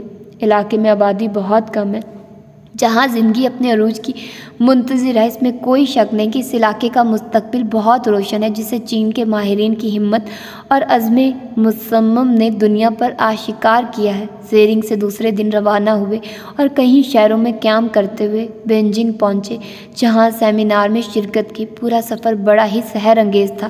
پاک چین دوستی اس عظیم تعمیری عجوبے کی طرح بلند اور ہمت حوصلے کی اعلیٰ مثال ہے۔ مجھے دکھ اس بات کا ہے کہ جنرل مشرف کی زیادتیوں کے سبب فرینڈز کی کارکردگی محدود ہو گئی، وسائل کم ہو گئے اور ہم چینی ادارے کے ساتھ تعاون کو قائم نہ رکھ سکے۔ ہمارے چینی بھائیوں کو ہماری مجبوریوں کا اندازہ نہیں ہوگا کہ ہمیں کن مشکلات سے گزرنا پڑا ہے اور ہم ان روابط کو ختم کرنے پر کس قدر مجبور ہو گئے۔ ہمیں شرمندگی ہے۔ زندگی رہی تو انشاءاللہ ایک بار پھر ان رشتوں کو قائم کروں گا اور ایک بار پھر اس سحر انگیز سفر پر جانے کا ارادہ ہے۔ بے نظیر بھٹو صاحبہ کے دوسرے دور حکومت میں پیپلز پارٹی والوں نے CBR کو میرے پیچھے لگا دیا، اور جب کچھ نہ ملا تو میرے ادارے فرینڈز پر ہاتھ ڈالا۔ ایک ڈونر سے پوچھ گچھ ہوئی کہ فرینڈز کو عطیات کیوں دیے۔ کوئی خلاف قانون بات نہ ملی، لیکن میرے ڈونرز خوفزدہ ہو گئے اور وسائل کی کمی کے باعث مجھے چاروں صوبوں میں قائم اپنے دفاتر بند کرنے پڑے۔ صرف مرکزی دفتر قائم رکھا، جہاں سے ادارے کا کام ماشاءاللہ جاری رہا، لیکن اب ادارہ تعطل سسپینڈڈ اینیمیشن میں ہے۔ اسلام آباد میں واقع جرمنی کے معروف تحقیقی ادارے ہانس سائڈل فاؤنڈیشن نے ہمارے ادارے کے ساتھ بہت تعاون کیا اور سیمینار اور کانفرنس منعقد کرانے، بیرون ملک دوروں اور بیرون ملک سے آنے والے دانشوروں کے اخراجات برداشت کیے۔ یہاں میں اس ادارے کے سابق ریزیڈنٹ نمائندے ڈاکٹر ہین جی کیفلنگ کا خصوصی طور پر ذکر کرنا چاہوں گا، جنہوں نے ہمارے ادارے کے ساتھ خصوصی تعاون کیا جو لائق تحسین ہے۔ انہوں نے کبھی بھی ہم پر کسی قسم کا دباؤ نہیں ڈالا اور ہماری فکری آزادی کبھی متاثر نہ ہوئی۔ ان کے جانے کے بعد حالات بدل گئے اور ہم نے اس ادارے کے ساتھ معاملات ختم کر لیے۔ ستمبر 1991 میں قائم ہونے والے اس ادارے کی تحقیقی سرگرمیوں کا دائرہ بہت وسیع ہے۔ ان سرگرمیوں کا مختصر سا جائزہ پیش خدمت ہے تاکہ قارئین کو ادارے کی افادیت سے آگاہی ہو سکے۔ فرینڈز کے تحت عالمی، علاقائی اور ملکی امن و سلامتی کے موضوع پر قومی، علاقائی و بین الاقوامی سیمینار اور کانفرنسیں منعقد کرائے گئے، جن میں پاکستان کی سلامتی، جنوبی ایشیا کی صورتحال، پاکستان کے ارد گرد کی صورتحال اور وسطی ایشیا کی مسلمان ریاستوں کے مستقبل، مسئلہ کشمیر، نئے عالمی نظام میں چین کی اہمیت جیسے اہم موضوعات پر تحقیقی مکالمے پڑھے گئے۔ چیئرمین فرینڈز کی حیثیت سے جون اور جولائی 1993 میں ایران، متحدہ عرب امارات، اردن، ناروے، امریکہ اور برطانیہ کے دورے میں کئی معروف اداروں سے خطاب کیا۔ ایران کی وزارت خارجہ کے زیر اہتمام ادارہ برائے سیاسی و بین الاقوامی مطالعات دی انسٹی ٹیوٹ for political and international studies سے علاقائی تعاون کے موضوع پر خطاب کیا۔ اردن میں عرب تھاٹ فورم سے وسطی ایشیا کی علاقائی سلامتی کے موضوع پر خطاب کیا۔ ناروے کے شہر اوسلو میں تحقیقی ادارے برائے امن انسٹی ٹیوٹ پیس ریسرچ سے پاکستان کے ایٹمی پروگرام، قومی سلامتی کے ضامن کے موضوع پر خطاب کیا۔ امریکہ کے کرنیج اینڈومنٹ فار انٹرنیشنل پیس اور شکاگو اور برکلی میں واقع متعدد اداروں میں مختلف موضوعات پر خطاب کیا۔ 5 رکنی وفد کے ہمراہ 19 تا 24 دسمبر 1993 چین کا دورہ کیا اور متعدد تحقیقی اداروں سے مختلف عالمی و علاقائی موضوعات پر خطاب کیا۔ سوڈان کے ادارے popular Arab and Islamic conference کی دعوت پر 2 تا 4 دسمبر 1993 خرطوم میں منعقد ہونے والی عالمی کانفرنس سے عالمی تصادم اور امن کی ذمہ داریوں کے موضوع پر مکالمہ کی پڑھا۔ 17 تا 19 جنوری 1994 ایران کے شہر تہران میں منعقد ہونے والی وسطی ایشیا میں ترقی کے امکانات کے موضوع پر منعقد ہونے والے سیمینار میں فرینڈز کے نمائندے نے مکالمہ پڑھا۔ 5 تا 8 فروری 1994 عراق کے شہر بغداد میں اقتصادی پابندیوں کی وجہ سے عراق کو درپیش مسائل کے عنوان پر منعقد ہونے والے عالمی سمپوزیم سے خطاب کیا۔ 12 تا 15 ستمبر 1994 فرینڈز کے نمائندے نے اقوام متحدہ کی کمیٹی برائے 1995 NPT کانفرنس میں شرکت کی۔ 6 تا 12 مارچ 1995 اقوام متحدہ کے زیر اہتمام کوپن ہیگن میں منعقد ہونے والی اقوام متحدہ کی کانفرنس میں شرکت کی اور معاشرتی ترقی، بنیادی اقتصادی حقوق کے موضوع پر مکالمہ پڑھا۔ 17 اپریل سے 12 مئی 1995 نیو یارک میں NPT جائزہ اور توسیع کے عنوان سے منعقد ہونے والی کانفرنس میں شرکت کی۔ واشنگٹن کے ادارے ہنری ایل سٹیمسن سینٹر کی دعوت پر 11 جولائی 1995 کو خطاب کیا۔ اس کانفرنس میں متعدد نامور عالمی شخصیات نے شرکت کی۔ 27 تا 28 اگست 1995 کو ایران کے شہر تہران میں منعقد ہونے والے سیمینار میں فرینڈز کے نمائندے نے بوسنیا ہرزیگووینا کے مستقبل کے موضوع پر مکالمہ پڑھا۔ 27 ستمبر سے 14 اکتوبر 1995 تک ایران کے ڈپٹی وزیر خارجہ جناب عباس مالکی کی دعوت پر فرینڈز کے وفد کے ہمراہ ایران کا دورہ کیا اور سیمینار سے خطاب کیا۔ اس کے علاوہ امام حسین یونیورسٹی کے اساتذہ اور طلباء سے خطاب کیا۔ ایک 5 رکنی وفد نے 3 سے 13 مئی 1996 تک چین کا دورہ کیا۔ اس دورے میں متعدد اداروں کے زیر اہتمام منعقد ہونے والے سیمینار اور کانفرنسوں سے خطاب کیا۔ ڈاکٹر سید مطیع الرحمان نے 20 سے 23 مئی 1999 کو جنوبی ایشیا میں بڑھتی ہوئی ایٹمی سرگرمیاں، مسائل اور ان کا حل کے موضوع پر ایک بین الاقوامی سیمینار میں شرکت کی، جس کا اہتمام اقوام متحدہ کے وینس میں قائم دفاتر، لینڈو نیٹورک سینٹر، والٹا اور اطالوی وزارت خارجہ نے کیا تھا۔ وائس چیئرمین فصاحت حسین سید نے 25 تا 27 مئی 1999 کو جنوبی ایشیا کی عالمی حیثیت اور سیکیورٹی کے موضوع پر ایک علاقائی ورکشاپ میں شرکت کی، جس کا اہتمام بنگلہ دیش institute of international and strategic studies, Friedrich Naumann Stiftung, New Delhi اور فورڈ فاؤنڈیشن نے مشترکہ طور پر کیا تھا۔ ڈاکٹر سید مطیع الرحمان نے 22 تا 23 جون 1999 کے IPRS تہران کے زیر اہتمام وسطی ایشیا، کوکاف اور بحر کیسپیئن امکانات اور رکاوٹیں کے موضوع پر 7ویں سالانہ سیمینار میں شرکت کی۔ 24 تا 25 فروری 1997 کو فرینڈز کے وائس چیئرمین فصاحت حسین سید اور secretary general doctor Syed Matiur الرحمان نے ایران میں OIC کے مستقبل کے موضوع پر منعقد ہونے والی کانفرنس میں شرکت کی۔ 6 تا 14 ستمبر 1998 کو ایک 5 رکنی وفد کے ساتھ چین کا دورہ کیا اور سیمینار میں شرکت کی۔ 5 تا 14 اکتوبر 1999 کو ایک 3 رکنی وفد کے ساتھ جرمنی کا دورہ کیا اور سیمینار سے خطاب کے علاوہ برلن میں رہنے والے پاکستانیوں سے بھی اہم قومی امور پر خطاب کیا۔ 22 تا 28 جنوری 2000 کو ایران کے ادارے IPIS کی دعوت پر ایران کا دورہ کیا اور 21ویں صدی میں خلیج فارس کی اہمیت کے عنوان سے منعقد ہونے والی کانفرنس میں شرکت کی۔ 11 تا 20 اکتوبر 2000 کو ایک 5 رکنی وفد کے ہمراہ چین کے معروف تحقیقی ادارے Chinese people's association for peace and disarmament کی دعوت پر چین کا دورہ کیا اور سیمینار سے خطاب کیا۔ 21 سے 22 دسمبر 2002 کو ایران میں افغانستان کے حوالے سے دوسری عالمی کانفرنس منعقد ہوئی، جس میں افغانستان کی تباہی اور پاکستان و ایران پر اس کے اثرات کے عنوان سے مکالمہ پڑھا۔ مندرجہ بالا سرگرمیوں کے علاوہ فرینڈز نے قومی، علاقائی اور عالمی مسائل پر 90 سے زائد سیمینار، کانفرنسیں اور مذاکرات کا اہتمام کیا، جو راولپنڈی، اسلام آباد، لاہور، پشاور، بہاولپور، کوئٹہ اور کراچی میں منعقد ہوئے۔ قومی اور عالمی موضوعات پر 40 سے زائد کتابیں شائع کی۔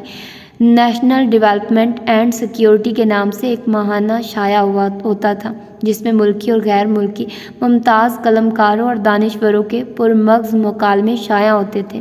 اس سب کچھ سے ثابت ہوتا ہے کہ فرینڈز ایک بین الاقوامی تھنک ٹینک کی حیثیت اختیار کر چکی تھی، جسے اقوام متحدہ سمیت بین الاقوامی تنظیمیں تسلیم کرتی تھیں۔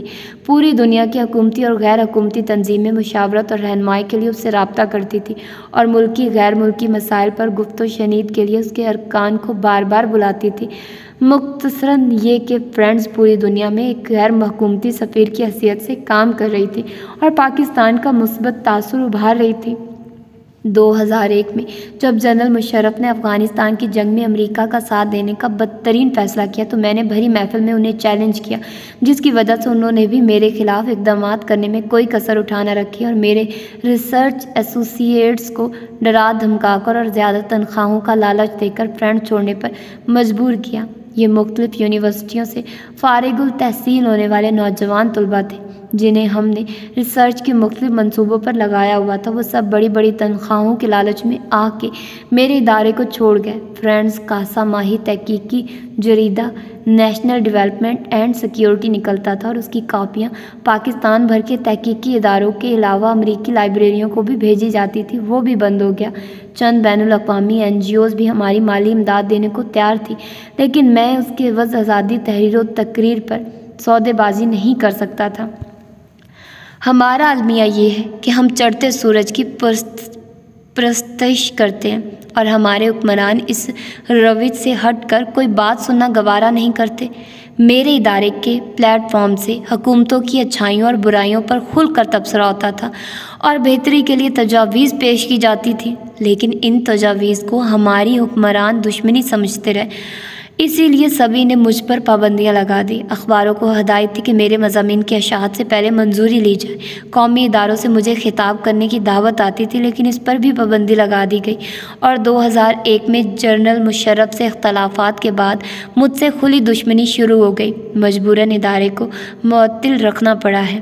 بس اکیلا قومی معاملات پر تبصرے کرتا رہتا ہوں، جو باوجود پابندی کے میرے مضامین قومی اخبارات میں شائع ہوتے رہتے ہیں۔ سیاسی میدان میں میں نے جو تلخ تجربات حاصل کیے مختصراً بیان کرنا چاہوں گا۔ 1996 میں میں نے سیاست میں آنے کا فیصلہ کیا اور عوامی قیادت پارٹی کے نام سے اپنی الگ جماعت بنائی۔ 4 صوبوں میں دفاتر قائم کیے۔ عوام کی جانب سے بہت اچھی پذیرائی ملی۔ سب سے پہلے میں نے پاکستان مسلم لیگ سے رابطہ کیا۔ انہوں نے بڑے تپاک سے خوش آمدید کہا۔ ان ملاقاتوں کے نتیجے میں ایک اتحاد وجود میں آیا۔ پھر میں نے چاروں صوبوں کا دورہ کیا اور پرانے لیگوں سے ملاقاتیں کی۔ سب نے میرے سیاست میں آنے کے فیصلے کو بہت سراہا۔ واپسی پر میں نے مسلم لیگ کے سیکرٹری جنرل سے کہا کہ ایک میٹنگ بلائیے جس میں میں بریفنگ دوں گا کہ کس طرح پرانے لیگیوں کو جماعت میں واپس لایا جا سکتا ہے، لیکن دن اور ہفتے گزرتے گئے، یہ میٹنگ نہ بلائی جا سکی۔ میں نے جب زور دیا تو اسلام آباد میں میٹنگ بلائی گئی، لیکن اس میٹنگ کا ایک نکاتی ایجنڈا تھا کہ صوبہ سرحد کے سابقہ وزیر اعلیٰ جنہوں نے جماعت میں ہوتے ہوئے حزب اختلاف سے روابط قائم کر لیے تھے، انہیں کیسے بنایا جائے۔ میں نے کہا کہ جماعت کے آئین کے تحت پہلے انہیں شو کاز نوٹس جاری کیا جائے اور اگر اس کا جواب نہیں آتا تو انہیں پارٹی سے نکال دیا جائے، لیکن وہ اس سے متفق نہ ہوئے اور کہا کہ ہم انہیں منا لیں گے۔ اس کے بعد جب میں نے کہا کہ میں اپنے دورے سے متعلق بریفنگ دینا چاہتا ہوں تو انہوں نے جواب دیا کہ اس کی ضرورت نہیں، کیونکہ ہم نے آپ کو ایسی کوئی ذمہ داری نہیں دی تھی۔ اس کے بعد میں واپس آ گیا اور اس اتحاد سے علیحدگی اختیار کر لی۔ یہ سیاست کے میدان میں میرا پہلا تجربہ تھا۔ دوسرا تجربہ، میں نے صوبہ سندھ میں اپنی سیاسی جدوجہد کو آگے بڑھایا، لوگوں سے رابطہ کیا تو وہاں سے بھی بڑی پذیرائی ملی۔ MQM کے رہنما عظیم طارق سے ملاقات ہوئی۔ انہوں نے میری جماعت کے ساتھ کام کرنے کا وعدہ کیا اور کہا کہ وہ ایک الگ سیاسی گروپ بنا رہے ہیں اور جب یہ کام ہو جائے گا تو پھر رابطہ کریں گے۔ 3 ماہ بعد دوبارہ وہ میرے پاس آئے اور کہا کہ الگ سیاسی گروپ تشکیل دیا جا چکا ہے اور اگلے ہفتے اس کا اجلاس ہے۔ میں نے انہیں کہا کہ ایسا مت کریے کیونکہ اس طرح آپ کی جان کو خطرہ ہوگا، آپ خاموشی سے کام کرتے رہیے، لیکن وہ باضد رہے۔ تیسرا تجربہ، 1996 میں جب صدر فاروق احمد خان لغاری نے بے نظیر بھٹو کی حکومت برخاست کر دی تو میں بے نظیر بھٹو کے پاس گیا اور ان کی جماعت کے ساتھ مل کر کام کرنے کا فیصلہ کیا۔ انتخابات سے پہلے محترمہ سے میری ملاقات میں ہماری جماعتوں کے درمیان سیٹ ایڈجسٹمنٹ کا معاملہ طے پا گیا۔ اس وقت میری جماعت کے قومی اسمبلی کے 7 امیدوار اور صوبائی اسمبلیوں کے 19 امیدوار تھے، لیکن سیٹ ایڈجسٹمنٹ کے بعد میرے پاس قومی اسمبلی کی 4 سیٹیں رہ گئی اور صوبائی اسمبلیوں کی 9 سیٹیں۔ جب انتخابات کی مہم شروع ہوئی تو ہماری جماعت کے قومی اور صوبائی اسمبلیوں کے امیدواروں نے شکایت کی کہ ان کے مقابلے میں پیپلز پارٹی کے امیدوار کھڑے ہیں اور ہمارے حق میں دستبردار نہیں ہو رہے۔ میں نے محترمہ سے اس امر کی شکایت کی تو ان کا بڑا مختصر سا جواب تھا کہ جنرل صاحب، میرے لوگ دستبردار ہونے کو تیار نہیں ہیں۔ اس طرح سے میری جماعت کو پارلیمانی جماعت بننے کا موقع نہ مل سکا۔ مجھے معلوم نہیں تھا کہ میرے خلاف سازش تیار ہو چکی تھی اور ایئر مارشل اصغر خان میرے خلاف سپریم کورٹ میں رٹ پیشن دائر کرنے والے تھے۔ اس واقعے کے بعد پیپلز پارٹی نے مجھ پر الزام لگایا کہ میں نے سیاست میں شامل ہو کے قانون کی خلاف ورزی کی ہے، جبکہ مجھے فوج سے ریٹائر ہوئے 4 سال ہو چکے تھے۔ حکومت نے میری مراعات واپس لے لی۔ میرے پاس وزارت دفاع کا وہ خط موجود ہے جس کے تحت میری مراعات واپس لی گئی۔ یہ خط بڑا مضحکہ خیز ہے، جس میں وجہ بتائی گئی ہے کہ میرے سیاست میں آنے سے میرے باورچی، بیٹ مین اور ڈرائیور کا ڈسپلن خراب ہونے کا خدشہ تھا، اس لیے یہ مراعات واپس لے لی گئی ہیں۔ 1996 تک مجھے اپنے خلاف تیار کی جانے والی سازش کا علم نہیں تھا، جب میں نے پاکستان پیپلز پارٹی کے ساتھ مل کر پاکستان عوامی اتحاد بنایا اور 8 نکاتی ایجنڈے کے ساتھ تحریک چلائی، جس کا سب سے بڑا جلسہ 14 اگست 1998 کو نشتر پارک کراچی میں منعقد ہوا۔ دوسرے دن جب ہمارا اجلاس ہوا تو تمام باتوں کو بھول کر نوابزادہ نصر اللہ خان اور محترمہ نے کہنا شروع کیا، اگر PMLN کی یہ حکومت باقی رہی تو ملک تباہ ہو جائے گا۔ اب ہمارا ایک نکاتی ایجنڈا ہے، نواز شریف حکومت ہٹاؤ۔ باوجود تمام کوششوں کے میں نے انہیں اس موقف سے دستبردار کرانے میں ناکام رہا اور میں اس اتحاد سے الگ ہو گیا۔ یہ میرا چوتھا تجربہ تھا۔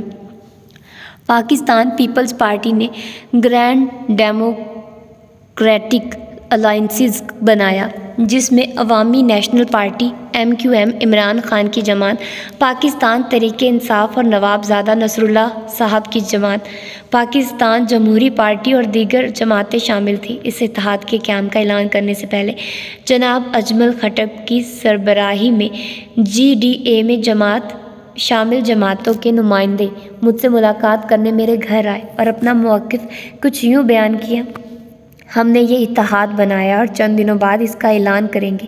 ہم چاہتے ہیں کہ آپ بھی اس اتحاد میں شامل ہو جائیے اور حکومت کے خلاف پرزور تحریک چلائیے۔ میں نے سوال کیا، اس تحریک کے نتیجے میں آپ کو کیا حاصل ہوگا؟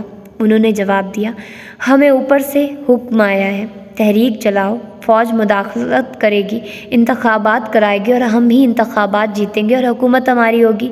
میں نے کہا، اوپر سے پیغام آنا تو 1400 سال پہلے بند ہو چکا ہے، تو یہ پیغام کہاں سے آیا ہے؟ اجمل خٹک صاحب نے وضاحت کر دی۔ میں نے کہا، دیکھیے، آپ لوگ غلط بندے کے پاس آئے ہیں۔ اقتدار تو اللہ نے 1988 میں میرے ہاتھوں میں دے دیا تھا، جسے میں نے اس کے حوالے کر دیا جس کی وہ امانت تھی۔ آج آپ مجھ سے امید رکھتے ہیں کہ میں اصغر خان کی طرح آرمی چیف کو ترغیب دوں کہ وہ اقتدار سنبھال لیں، اور اگر جنرل مشرف اقتدار سنبھال بھی لیں تو وہ کبھی بھی انتخابات نہیں کرائیں گے جیسے کہ جنرل ضیاء نے کیا تھا، اور آپ انتظار کرتے رہ جائیں گے۔ GDA گروپ نا امید ہو کر واپس چلا گیا۔ ایک سازش کے تحت 12 اکتوبر 1999 کو جنرل پرویز مشرف نے نواز شریف حکومت کو فارغ کر کے اقتدار سنبھال لیا اور GDA والوں نے ان کا بھرپور ساتھ دیا، لیکن پھر 90 دنوں میں انتخابات نہ کرائے گئے۔ مشرف نے اقتدار پر اپنی گرفت مضبوط کر لی اور وہ امریکہ کی نظروں میں پسندیدہ حکمران بن گئے۔ پیپلز پارٹی کو کچھ ملا اور نہ ہی عمران خان کو وہ کچھ ملا جس کا وعدہ کیا گیا تھا۔ 2001 میں 9/11 کا واقعہ ہوا۔ اس واقعے کو ابھی چند گھنٹے بھی نہیں گزرے تھے کہ امریکی صدر نے اس کا الزام افغانستان کے سر تھوپ دیا اور فرمایا کہ اس کی سازش اسامہ بن لادن نے تیار کی تھی۔ جدید تاریخ کا یہ بدترین سانحہ ہے کہ جمہوریت اور انصاف کے علمبردار ملک نے بغیر تحقیقات کے کمزور ملک پر الزام لگایا اور پھر اس کی اینٹ سے اینٹ بجا کر رکھ دی۔ اسلامی ممالک اس بربریت پر صرف بغلے جھانکتے رہ گئے۔ کوئی یہ مطالبہ نہ کر سکا کہ اس الزام کا کوئی ثبوت تو مہیا کرے۔ امریکیوں نے طالبان سے مطالبہ کیا کہ وہ اسامہ بن لادن کو امریکہ کے حوالے کر دیں، لیکن طالبان نے یہ کہہ کر انکار کر دیا۔ ان کی روایت ہے کہ وہ اپنے مہمان کے ساتھ دھوکہ نہیں کرتے، بے شک وہ انہیں سعودی عرب کے حوالے کر دیں گے۔ امریکہ بازید تھا کہ نہیں امریکہ کے حوالے کیا جائے، جو ممکن نہ ہو سکا۔ جب طالبان بہت مجبور ہو گئے تو انہوں نے ایک جرگہ منعقد کیا جس میں یہ فیصلہ کیا کہ اسامہ بن لادن کا شکریہ ادا کیا جائے کہ روسی سامراج کے خلاف جدوجہد میں انہوں نے ہمارا ساتھ دیا، لیکن اب ان کے لیے اسامہ بن لادن کی حفاظت ممکن نہیں، اس لیے اب وہ اپنی مرضی سے جہاں چاہیں چلے جائیں۔ کچھ دنوں بعد اسامہ سوڈان چلے گئے۔ ادھر امریکہ نے افغانستان پر حملے کا فیصلہ کر لیا، جو پاکستان کی مدد کے بغیر بہت مشکل تھا۔ امریکہ نے مشرف کے سامنے امریکہ کی حمایت کرنے کے لیے 7 شرائط رکھی اور ذرا ڈرا دھمکا کے 7 شرائط منوا لی۔ مشرف نے افغانستان کے خلاف جنگ میں بھرپور ساتھ دینے کا وعدہ کر لیا، جبکہ اتنا بڑا فیصلہ کرنے کے لیے سوچنا اور غور کرنا ضروری تھا، لیکن وہ مغلوب ہو گئے اور گھٹنے ٹیک دیے۔ یہ فیصلہ کرنے کے بعد مشرف نے ملک کے سیاستدانوں، ٹینکوکریٹس، بیوروکریٹس اور میڈیا والوں کو 40-50 کے گروپ میں بلانا شروع کیا اور انہیں اپنے دانش مندی کے اسباب بتائے کہ ایسا فیصلہ کیوں کیا ہے۔ اسی طرح تیسرے گروپ میں مجھے بھی بلایا۔ 23 ستمبر کا دن تھا اور تقریباً 3 گھنٹوں تک مشرف اپنی منطق بیان کرتے رہے۔ میں تنگ آ گیا تو عرض کی، جناب صدر، مجھے بھی کچھ بولنے کا موقع دے تو آپ کا مشکور ہوں گا۔ وہ بولے، جی ہاں فرمائیے۔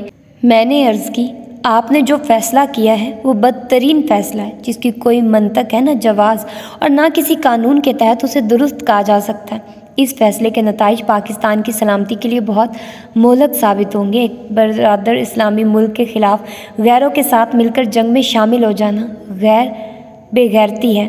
آپ نے فیصلہ کر لیا تو ضروری ہے کہ متعلقہ لوگوں سے مشورہ کر کے ایک ریڈ لائن مقرر کریں کہ اس سے آگے ہم امریکہ کی حمایت میں نہیں جا سکتے۔ مجھے افسوس سے کہنا پڑتا ہے کہ یہاں موجود آپ تمام حضرات کی یہ سوچ ہے کہ طالبان ہار جائیں گے۔ یہ غلط ہے، طالبان جیتیں گے، امریکہ اور اس کے اتحادی ہاریں گے، جس طرح سوویت یونین ہارا تھا۔ لوگ ہنس پڑے۔ یہ ایک طویل جنگ ہوگی۔ امریکہ افغانستان اور قبضہ کرنے کے بعد ہماری طرف پلٹے گا اور ان علاقوں کو ہدف بنائے گا جو طالبان کا سپورٹ بیس رہے ہیں۔ اس طرح یہ جنگ ہم پر پلٹ دی جائے گی۔ ہمیں ابھی سے اس مشکل کام کا مقابلہ کرنے کے لیے تیاری کر لینی چاہیے۔ آپ کا یہ فیصلہ دراصل ان ہزاروں شہیدوں کے خون پر سمجھوتا ہے جنہوں نے افغانستان کی آزادی کے لیے جانیں دی ہیں۔ جو شخص شہیدوں کے خون پر سمجھوتا کرتا ہے اللہ اسے معاف نہیں کرتا۔ جنرل مشرف نے کچھ بولنا چاہا مگر ان کی زبان ان کا ساتھ نہ دے سکی۔ کانفرنس ختم ہو گئی اور اس کے بعد ان کا عتاب مجھ پر نازل ہوا، لیکن بہت کچھ کرنے کے باوجود بھی میرا کچھ نہ بگاڑ سکے۔ میں حق پر تھا اور حق نے مجھے محفوظ رکھا۔ مجھے افسوس اس بات کا ہے کہ ملک کے جدید سیاستدانوں، علماء اور دانشوروں، سفارتکاروں اور بیوروکریٹس میں سے کسی نے بھی اس فیصلے کے خلاف آواز نہیں اٹھائی، ایک لفظ بھی نہ بولے۔ وہ چڑھتے سورج کی پرستش کرتے رہے۔ یہی ہمارا قومی المیہ ہے۔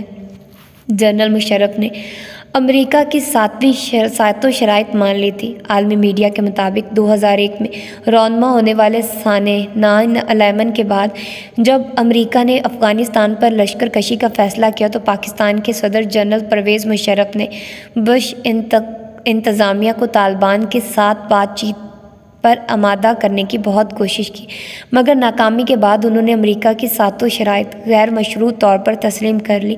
وہ ساتوں شرائط مندرجہ ذیل ہیں۔ القاعدہ کو پاکستانی سرحدوں پر روکا جائے گا۔ امریکہ کو افغانستان میں آپریشن کرنے کے لیے پاکستان میں کسی بھی جگہ آمد و رفت کی سہولتیں مہیا کی جائیں گی۔ امریکہ کو پاکستان کی زمینی اور سمندری حدود تک رسائی دی جائے گی۔ معلومات کی فراہمی یقینی بنائی جائے گی۔ دہشت گرد حملوں کی کھلے عام مزاحمت کرنا ہوگی۔ طالبان کو افرادی قوت اور رسد کی فراہمی بند کی جائے گی۔ طالبان کے ساتھ سفارتی تعلقات منقطع کیے جائیں گے اور اسامہ بن لادن کو تباہ کرنے کے لیے امریکہ کی مدد کی جائے گی۔ افغانستان کے خلاف امریکہ کی جنگ میں شمولیت ہمارے لیے ایک قومی سانحہ تھا۔ جنگ شروع ہوئی اور امریکہ نے ظلم و بربریت کی بدترین مثال پیش کر کے مہذب دنیا کا اصل چہرہ دکھا دیا۔ طالبان پیچھے ہٹ گئے اور کوہ دمن کی پناہ گاہوں میں چھپ گئے۔ ہار نہیں مانی، بدلہ لینے کی تیاریاں شروع کر دی۔ 2 سال گزر گئے۔ اسی دوران 2003 میں جلال الدین حقانی پاکستان تشریف لائے۔ جنرل حمید گل کے گھر عشائیے پر ان سے میری ملاقات ہوئی۔ میں نے پوچھا، دشمن تو پورے ملک پر قابض ہے، اب آپ کا لایا عمل کیا ہے؟ انہوں نے جواب دیا، ہم نے مجاہدین کے ساتھ اپنے روابط مضبوط کر لیے اور بہت جلد دونوں مل کر جنگ کا آغاز کریں گے۔ میں نے کہا، جو تباہی افغانستان نے دیکھی ہے، پہلے سوویت یونین کے خلاف جہاد، اس کے بعد خانہ جنگی اور پھر امریکہ کی دہشت گردی، آپ کی ایک نسل تباہ ہو چکی ہے۔ ایک اور جنگ کا آپ نے فیصلہ کیا ہے۔ جنگ کے علاوہ بھی ایک راستہ ہے جس پر چل کر آپ آزادی حاصل کر سکتے ہیں، وہ اس طرح کہ امریکہ اپنے منصوبے کے تحت افغانستان میں جمہوری نظام قائم کرنا چاہتا ہے، اور اگر آپ اس نظام کا حصہ بن جائیے تو اکثریت میں ہوتے ہوئے حکومت آپ کی ہوگی، فیصلے آپ کے ہوں گے اور آپ خود اپنی آزادی کے فیصلے کر سکیں گے۔ وہ خاموش رہے اور میں انہیں دلائل دیتا رہا، لیکن انہوں نے کوئی جواب نہ دیا۔ میں سمجھ گیا کہ اتنا بڑا فیصلہ کرنے کا انہیں اختیار نہیں ہے۔ میں نے کہا، جب آپ واپس جائیں تو ملا عمر کو میرا سلام دیں اور میرا یہ پیغام بھی، وہ جو کہیں گے مجھے بتائیے گا۔ وہ 2 ماہ بعد ملا عمر کا وہ جواب آیا جسے سمجھنے سے ملا عمر کی تصادم کی منطق کی وضاحت ہوتی ہے اور ایک حوصلہ مند قوم کا قومی اقتدار کے تحفظ کے لیے قربانی کا جذبہ بھی نمایاں ہوتا ہے۔ ان کا جواب تھا، ہماری قومی روایات قابض طاقتوں کے ایجنڈے پر عمل کرنے کی اجازت نہیں دیتی۔ ہم نے فیصلہ کیا ہے کہ ملک کی مکمل آزادی تک جنگ جاری رکھیں گے اور انشاءاللہ فتح یاب ہوں گے۔ ہم پرعزم ہیں کیونکہ اللہ تعالیٰ کا وعدہ ہے کہ اگر تم ثابت قدم رہے تو تمہارے دشمن پیٹھ پھیر پھیر کر بھاگ جائیں گے۔ اب ہم امریکہ یا پاکستان کے دھوکے میں نہیں آئیں گے، جیسا کہ انہوں نے 1999 میں روس کی پسپائی کے بعد ہمیں دھوکہ دیا تھا۔ افغانستان میں قیام امن یقینی بنانے کے لیے ہم شمالی اتحاد سے پرامن تعلقات قائم کریں گے، جو ہمارے تمام پڑوسیوں اور دیگر ممالک کے لیے قابل قبول ہوگا۔ اس جنگ میں پاکستان ہمارے دشمنوں کا اتحادی اور شراکت دار ہے، لیکن اس کے باوجود ہم پاکستان کو اپنا دشمن نہیں سمجھتے کیونکہ ہماری قومی سلامتی کے تقاضے اور منزل مشترکہ ہے۔ ملا عمر کے یہ الفاظ افغانستان کے تصادم کی منطق اور افغان عوام کی اپنے ملک کی آزادی اور قومی اقتدار کی پاسبانی کی قربانی دی جانے والی لازوال قربانیوں کی واضح تشریح ہیں۔ افغانیوں کی لازوال قربانیوں اور کامیاب جدوجہد آزادی نے خطے کے تظاہراتی نظام کو بدل کے رکھ دیا ہے اور اب بیرونی جارحیت کے خلاف روس، چین، پاکستان، ایران اور افغانستان کے درمیان ابھرتا ہوا اتحاد حقیقت کا روپ دھار رہا ہے۔ پاکستان کو چاہیے کہ وہ افغانستان اور پورے خطے میں قیام امن کے عظیم مقصد کے لیے ماضی کی ناکام پالیسیاں ترک کر کے نئی حقیقت کی جانب اپنے سفر کا آغاز کریں، جو ایک بڑی کامیابی اور روشن مستقبل کی ضمانت بن سکتا ہے۔ افغانستان اور پاکستان کی سلامتی کے تقاضے اور منزل مشترک ہیں۔ ملا عمر کے ان الفاظ کی وضاحت ضروری ہے۔ افغانستان کی مثال تاریخی نوعیت کی ہے، جس نے موجودہ دور کی عالمی طاقتوں کا ہمت و جواں مردی سے مقابلہ کیا ہے۔ اس کی مثال دنیا کی تاریخ میں نہیں ملتی۔ وہاں پختون اکثریت کے ساتھ ساتھ ہماری اقلیتیں بھی باوقار زندگی گزار رہی ہیں۔ اس کے باوجود کہ امریکہ نے سازش کر کے ان کے درمیان خانہ جنگی کرائی، وہاں اس وقت 36 صوبے ہیں، لیکن اکثریت اور اقلیت کی اپنی اپنی پہچان میں کوئی فرق نہیں آیا ہے۔ تو کیا وجہ ہے کہ پاکستان جو 4 صوبوں کا بوجھ اٹھائے پھر رہا ہے، وہاں بھی انتظامی اور سیاسی ضرورت کے تحت 24 صوبے بنا دیے جائیں تاکہ ہماری سیاسی وسعت جو ناہموار ہے ہموار ہو جائے اور سیاسی نظام مستحکم ہو سکے۔ ایک موقع تھا کہ ہم فاٹا کو الگ صوبہ بنا دیتے، لیکن یہ موقع بھی ضائع کر دیا گیا ہے، جس کے منفی نتائج سامنے آئیں گے۔ پچھلی 4 دہائیوں میں افغان قوم نے قومی مدافعت، اصرار اور ہمت کی بے مثال روایت قائم کی ہیں۔ اس عرصے میں انہوں نے دنیا کی 2 سپر پاور اور یورپی یونین کو شکست دی ہے، اور آج دنیا کی اکلوتی سپر پاور اس کے سامنے مجبوری اور بے بسی کی تصویر بنے امن کی بھیک مانگ رہی ہے، جبکہ طالبان کا مطالبہ ہے کہ جب تک افغانستان کی سرزمین سے امریکہ کے ناپاک قدم نکل نہیں جاتے، بات آگے نہیں بڑھے گی۔ حق کی بات یہی ہے، اور جب تک ان کا یہ مطالبہ پورا نہیں ہوگا، امریکہ اس ہاری ہوئی جنگ کا کفارہ ادا کرتا رہے گا۔ تو یہ تھے آج کے باب۔ ہوپ سو کہ آپ لوگوں کو یہ باب پسند آئے ہوں گے۔ ملتے ہیں انشاءاللہ اس کے اگلے ابواب میں۔ اللہ حافظ۔